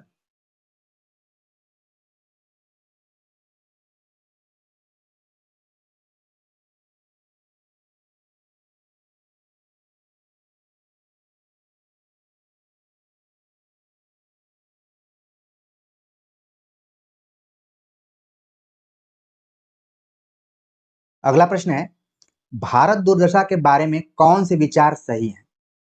इसका आरंभ महारानी विक्टोरिया की स्तुति से हुआ है। यह हिंदी का पहला राजनीतिक नाटक है। यह विचार प्रधान नाटक है। इसमें अंग्रेजी राज में भारत के विकास की बात कही गई है। तो भारत दुर्दशा के बारे में सही विचार को हमें बताना है। 4 विचार दिए गए हैं, 2 उसमें से सही है। अब देखिए, जब आप नाटक पढ़े होंगे तो इसका आरंभ महारानी विक्टोरिया की स्तुति से नहीं हुआ है, बल्कि कृष्ण कल्कि अवतार से हुआ है। ठीक है ना? तो इस तरीके से ऑप्शन क्या हो गया, यहाँ पर गलत हो रहा है। और कहा जा रहा है कि ये हिंदी का पहला राजनीतिक नाटक है। ठीक है, तो ये ऑप्शन यहाँ पर क्या हो रहा है, सही है। और कहा जा रहा है कि यह विचार प्रधान नाटक है, ये भी क्या सही है। और इसमें भारत के विकास की बात की गई है, बल्कि ये बिल्कुल गलत है और इसमें दुर्दशा की बात की गई है। ठीक है ना? तो एक तरीके से जो इसका कूट बन रहा है, बी और सी बन रहा है। तो हम देखते हैं कि सही जवाब क्या हो गया, ऑप्शन पहला हो गया। अगला प्रश्न है कि सूची 1 के साथ सूची 2 का मिलान कीजिए। अंधेर नगरी, अंधा युग, ध्रुव, आगरा बाजार नाटक दिए गए हैं और इनकी शैलियां दी गई हैं कि किन किन शैलियों में है। तो लोक नाट्य, समस्या मूलक, प्रहसन, गीति नाट्य। तो हमें बताना है कि आखिरकार कौन किससे जुड़ा हुआ है। ठीक, तो देखते हैं हम यहाँ पर जो कूट बन रहा है वो बन रहा है कि अंधेर नगरी क्या है, प्रहसन है, ए का 3 हो गया। अंधा युग क्या है, अंधा युग को गीति नाट्य के अंतर्गत रखा जाता है, एक बी का 4 हो गया। ध्रुव स्वामिनी जो नाटक है वो नाटक क्या है, समस्या मूलक है, समस्या को उठाया गया है। और आगरा बाजार लोक नाट्य पर आधारित है। इस तरीके से आप देखेंगे कि जो कूट बन रहा है 3 4 2 1 बन रहा है। ठीक है, 3 4 2 1, यानी कि ऑप्शन दूसरा इसका सही जवाब होगा। अगला जो प्रश्न है, सूची 1 का सूची 2 से मिलान करना है। ठीक है, थोड़ा सा ये प्रश्न धुंधला हो गया है, लेकिन आपको ध्यान में रखना है। ठीक, कि एक तरफ नाम दिया गया सक्टार, महाराष्ट्री, धातुसेन, गोवर्धन दास। दूसरे तरफ नाटकों का नाम है अंधेर नगरी है, फिर स्कंदगुप्त है, फिर भारत दुर्दशा है, फिर चंद्रगुप्त है। ठीक, अब हमें मिलान करना है कि कौन किससे जुड़ा हुआ है। तो यहाँ पर हम देखते हैं कि जो सक्टार है वो किससे जुड़ा हुआ है, चंद्रगुप्त से, ए का 4 हो गया। महाराष्ट्री किससे जुड़ा हुआ है, भारत दुर्दशा से, बी का 3 हो गया। धातुसेन जुड़ा हुआ है स्कंदगुप्त से, सी का 2 हो गया। और गोवर्धन दास जुड़ा हुआ है अंधेर नगरी से। यानी कि इसका जो कूट बनना चाहिए, आप ध्यान में रखिए, आपके लिए एक ही मात्र यहाँ पर नया हो सकता है, महाराष्ट्री, जो कि भारत दुर्दशा से है। आप जब नाटक पढ़ेंगे तो एक जगह 7 सभ्य लोगों की कमेटी का जिक्र किया गया भारत दुर्दशा में, और उसमें अलग अलग कोई महाराष्ट्री है, कोई बंगाली है, कोई कुछ है। ठीक है ना? तो इसीलिए ये है, बाकी तो आप पात्रों को जोड़ लेंगे। सही कूट क्या हो जाएगा इसका, ए का 4 हो गया, फिर 3 हो गया, फिर 2 हो गया, फिर 1 हो गया। ये कूट क्या हो गया यहाँ पर, सही हो गया। तो ऑप्शन चौथा इसका सही जवाब है। आगे बात करते हैं। अगला जो प्रश्न है, पूछा गया कि स्कंदगुप्त नाटक में स्कंदगुप्त के उदासीन होने के निम्नलिखित कारणों में से कौन सा कारण नहीं है।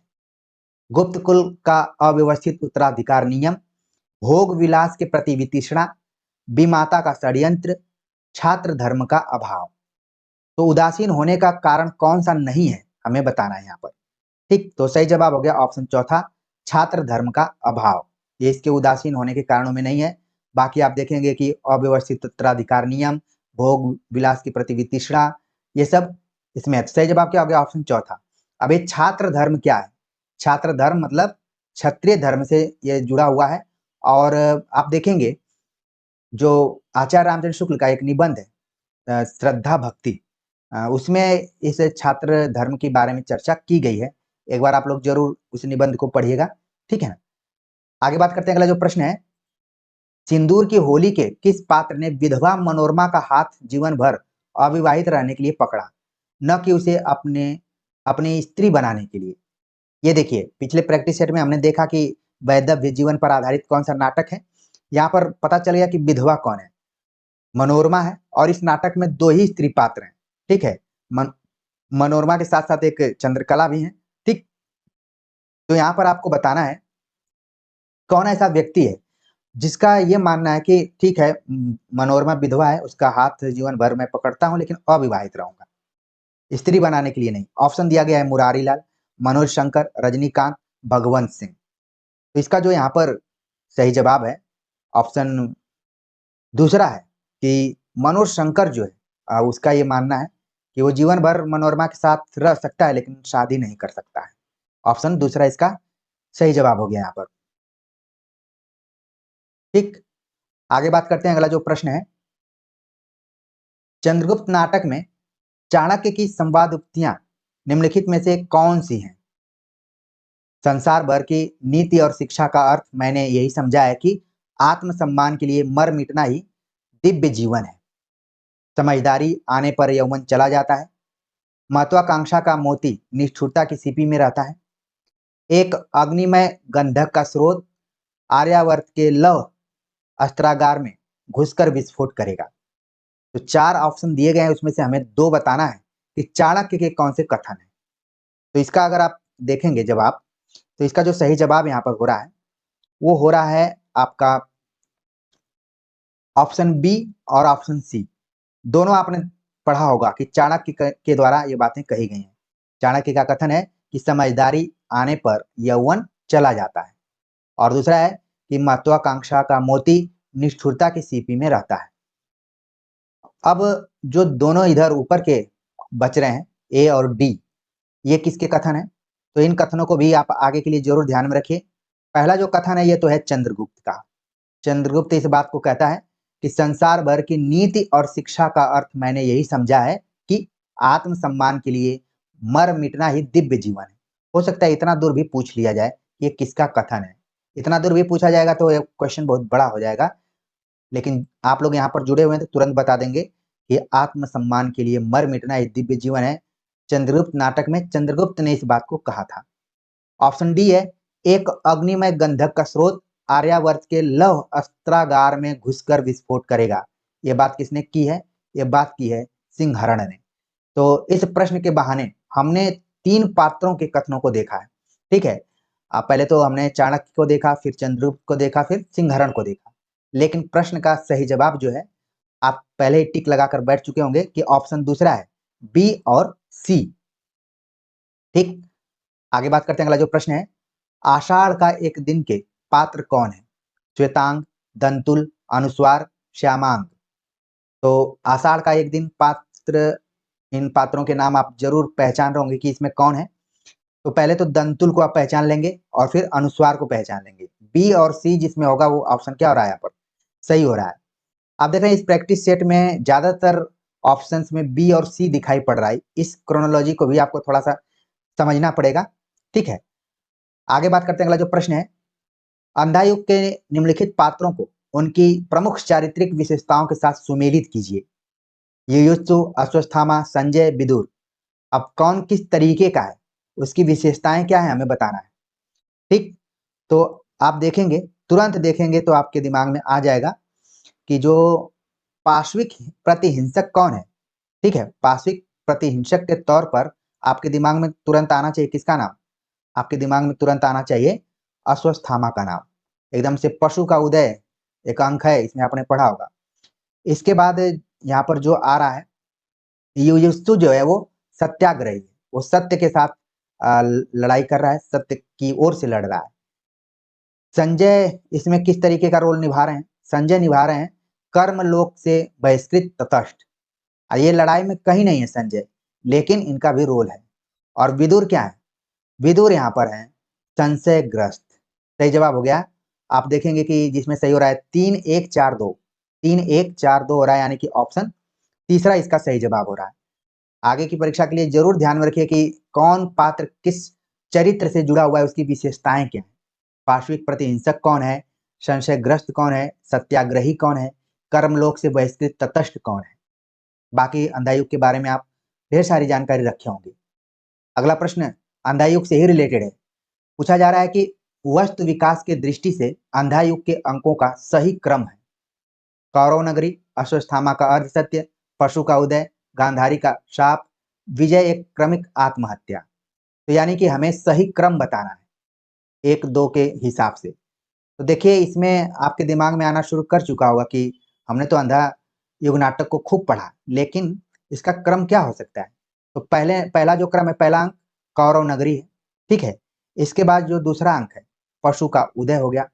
फिर तीसरा अंक जो है वो हो गया अश्वत्थामा का अर्ध सत्य। गांधारी का शाप जो कि आपके चौथे अंक में आ जाएगा। और पांचवा अंक है विजय एक क्रमिक आत्महत्या। तो इस तरीके से इसका जो कूट बन रहा है, सबसे पहले नंबर पे कूट आएगा ए सी, फिर आएगा बी, फिर आएगा डी, फिर आएगा ई। ए सी बी डी ई। तो सही जवाब हो रहा है ऑप्शन, सही जवाब इसका ऑप्शन हो रहा है तीसरा। ठीक है, ए सी बी डी ई हो गया। ठीक, आगे बात करते हैं। अगला जो प्रश्न है पूछा जा रहा है कि नारी का आकर्षण पुरुष को पुरुष बनाता है तो उसका अपकर्षण उसे गौतम बुद्ध बना देता है। यह संवाद अंश किस नाटक का है? लहरों के राजहंस, आषाढ़ का एक दिन, ध्रुव स्वामिनी, स्कंदगुप्त। तो इसका जो सही जवाब है ऑप्शन पहला है, लहरों के राजहंस नामक नाटक से इसको लिया गया है। ठीक, अगला प्रश्न है अभिजात्य अभिजात्य वर्गीय परिवार की कठोर अनुशासनबद्धता के जुल्म और विद्रोह तथा मशीनी जिंदगी से मुक्ति का चित्रण निम्नलिखित में से किस नाटक की विषय वस्तु है? कैद, अलग अलग रास्ते, अंजो दीदी, उड़ान। तो आप देख रहे हैं कि ये किस नाटक की विषय वस्तु से संबंधित हो सकता है? ऑप्शन तीसरा इसका सही जवाब है अंजो दीदी, जो कि आपके सिलेबस में लगा है। अगला प्रश्न है कि स्कंदगुप्त नाटक में देवसेना द्वारा गाए अथवा प्रस्तुत किए गए गीत कौन से हैं? तो देवसेना के स्पेशली गीत यहाँ पर पूछे जा रहे हैं। भरा नयनों में मन में रूप, किसी छलिया का अमल अनूप, माझी साहस है खेलोगे, जर्जर तरी भरी पथिकों से झड़ में क्या खोलोगे, उमड़ कर चली भिगोने आज तुम्हारा निश्चल अंचल छोर, शून्य गगन में खोजता जैसे चंद्र निराश, राका में रमणीय यह किसका मधुर प्रकाश। तो देख रहे हैं आप, चार गीत दिए गए हैं, उसमें से देवसेना के दो गीतों के बारे में हमें बताना है। तो आप मिलान करेंगे तो पहला जो गीत है, भरा नयनों में मन में रूप, किसी छलिया का अमल अनूप, ये कथन किसका है, यानी गीत किसका है? देवसेना का है। इसके बाद वाला जो गीत है वो है, ये भी देवसेना का है कि शून्य गगन में खोजता जैसे चंद्र निराश, राका में रमणीय किसका मधुर प्रकाश। तो ए और डी जो ऑप्शन है वो सब यहाँ पर आप देख रहे हैं कि देवसेना के गीत हैं, यानी कि पहला ऑप्शन यहाँ पर सही है। आगे के हम दो और देख लेते हैं। माझी साहस है खेलोगे, ये जो पंक्ति दी गई है ये पंक्ति है एक उसमें पात्र आता है पहली सखी। ठीक है, उसी के द्वारा ये बात कही गई है, वही इस गीत को गाती है। और जो सी वाला है कि उमड़ कर चली भिगोने आज तुम्हारा निश्चल अंचल छोर, ये गीत गाती है विजया। ठीक, तो इस प्रश्न के बहाने हमने देवसेना, विजया और जो एक सखी आती है उनके गीतों को यहाँ पर हमने देख लिया है। आगे बात करते हैं। अगला जो प्रश्न है कि भारतेंदु के निम्नलिखित मौलिक नाट्य रचनाओं में कौन से प्रहसन है? हमें छांटना है कि कौन कौन से प्रहसन है। वैदिकी हिंसा हिंसा न भवती, नील देवी, अंधेर नगरी, भारत दुर्दशा। इसमें से हमें बताना कि आखिरकार प्रहसन कौन सा है। तो अंधेर नगरी पहले नंबर पर तो आपके दिमाग में रहना ही चाहिए। ठीक, इसके बाद जो है, इसके बाद आप जो देख रहे हैं सी हो गया, तो सी यहाँ पर हो रहा है और इसमें जो ऑप्शन दिया गया है और ए है। ठीक, भारत दुर्दशा को खुद भारतेंदु हरिश्चंद्र ने एक नाम दिया था नाट्य रासक, तो ये तो बिल्कुल नहीं है। यहाँ पर आप देख रहे हैं कि ए और सी जो ऑप्शन हो रहा है वो सही हो रहा है, ऑप्शन चौथा। अगला प्रश्न है जहां न धर्म न बुद्धि न ही नीति न सुजन समाज, ते ऐसे ही आपो ही नसें जैसे चौपट राज। अंधेर नगरी के किस चरित्र से इस काव्यात्मक संवाद को कहलवाया गया है? गुरु, गोवर्धन दास, फरियादी, महंत। तो ये बात अंधेर नगरी में कौन कहा है? सही जवाब है ऑप्शन पहला, गुरु। आखिर में आप देखेंगे अंधेर नगरी जहां पर समाप्त होती है, ये जो भी नाटिका है या फिर प्रहसन है, आखिर में गुरु जी इस बात को कहते हैं कि जहां न धर्म न बुद्धि न ही नीति न सुजन समाज। बड़ी बात है, अगर कहीं विकास हो रहा है तो मान लीजिए धर्म, वो अपने चरित्र के लिए, फिर बुद्धि, फिर नीति और फिर सुजन समाज, इन चारों की जरूरत है। तो हो सकता है कि आगे इस पंक्ति का भावार्थ पूछ लिया जाए, जिसको कि हम प्रतिपाद्य के तौर पर कर सकते हैं। ठीक, सही जवाब क्या हो गया? ऑप्शन पहला हो गया, गुरु के माध्यम से। अगला प्रश्न है यहाँ पर अंधा युग के संबंध में निम्नलिखित कथनों पर विचार कीजिए। 5 कथन दिए गए हैं, उसमें से हमें 3 कथनों के बारे में सही बताना है कि सबसे उपयुक्त उत्तर क्या होगा। तो मैं पढ़ता हूं, आप लोग अपने दिमाग में जरूर बैठाइए कि आखिरकार क्या सही है। इसमें युद्ध से उत्पन्न होने वाली मूल्यहीनता, अमानवीयता, विकृति, कुंठा, वैयक्तिक एवं सामूहिक विघटन का सजीव चित्र प्रस्तुत किया गया है। ठीक, इसके बाद फिर है कि इसके तृतीय अंक का शीर्षक गांधारी का शाप, जो गांधारी कृष्ण को शाप देती है। इस नाटक में इलियड के वेस्टलैंड का प्रभाव माना गया है। इसमें ऋषि व्यास अश्वत्थामा को अमरता का वरदान देते हैं। अंधा युग के किसी भी पात्र का चरित्र नितांत उज्जवल और निर्मल नहीं है। तो सही उत्तर हमें बताना है। तो ई तो सबसे यहाँ पर ई जो है हमें बताना है कि सही उत्तर, ठीक, अंधा युग के किसी भी पात्र का चरित्र नितांत उज्जवल और निर्मल नहीं है। तो पहले हम ऊपर से विचार करते हैं। जो ऑप्शन ए है वो एकदम क्या है, बिल्कुल सही है। यहाँ पर कहा गया कि तृतीय अंक में गांधारी का शाप चित्रण किया गया है या फिर उसका नाम है, ये बिल्कुल गलत है। यहाँ पर कहा गया कि इलियड के वेस्टलैंड का प्रभाव माना जाता है, ये भी बात सही है। यहाँ पर अश्वत्थामा को व्यास ने अमरता का वरदान नहीं दिया था, बल्कि कृष्ण ने सांप दिया था एक तरीके से। ठीक, कई बार सांप भी वरदान हो जाता है। और अंधा युग के अगर पात्रों की बात करें तो क्लियरिटी नहीं प्रतीत होती है, सब में किसी न किसी दोष की गुंजाइश बनी रहती है। तो जो कूट बन रहा है ACE बन रहा है। ठीक है, ACE यानी पहला ऑप्शन यहाँ पर क्या हो रहा है, सही हो रहा है। आगे बात करते हैं। अगला जो प्रश्न है, स्कंदगुप्त नाटक के प्रथम अंक में आए संवादों को पहले से बाद के क्रम में लगाना है। तो यहाँ पर बड़ी ईमानदारी के साथ बता दिया गया है कि जो भी संवाद है वो प्रथम अंक पर आधारित है। कविता करना अनंत पुण्य का फल है, अधिकार सुख कितना मादक और सारहीन है, केवल संधि नियम से ही हम लोग बाध्य नहीं है, शरणागत की रक्षा भी क्षत्रिय का धर्म है, राष्ट्रनीति दार्शनिकता और कल्पना का लोक नहीं है, पुरुष है कुतूहल और प्रश्न और स्त्री है विश्लेषण, उत्तर और सब बातों का समाधान। देखिए यहाँ पर जितने भी कथन दिए गए बड़ा ही युक्तिपरक है, इनकी व्याख्या की जा सकती है। तो हम देखते हैं कि शुरुआत कहाँ से होती है स्कंदगुप्त की, अधिकार सुख कितना मादक और सारहीन है, पहले नंबर पर हो गया। इसके बाद हम देखेंगे जो अगला नंबर है कि राष्ट्रनीति दार्शनिकता और कल्पना का लोक नहीं है। ये आपने कहीं सुमेलित वाले में भी देखा होगा, हमें बिल्कुल याद आ रहा है कि हमने आपको बताया हुआ है। फिर इसके बाद जो तीसरे नंबर पे है, केवल संधि नियम से ही हम लोग बाध्य नहीं, शरणागत की रक्षा भी क्षत्रिय का धर्म है। बहुत बड़ी बात यहाँ पर कही जा रही है। तीसरे नंबर पर आ गया कथन। चौथे नंबर पर है कविता करना अनंत का पुण्य फल है, चौथे नंबर पे। और पांचवें नंबर पे है, जो कि वैसे भी आप अल्फाबेटिकल दृष्टिकोण से देखेंगे तो पांचवें नंबर पर ई ही आता है। तो पुरुष है कुतूहल और प्रश्न, स्त्री है विश्लेषण। अच्छी बातें कही जा रही हैं यहाँ पर, ध्यान में रखिए सुमेलित वाले में आ सकता है इतना इतना दूर। ठीक है, इसमें कम से कम 3 प्रश्न छिपे हुए हैं।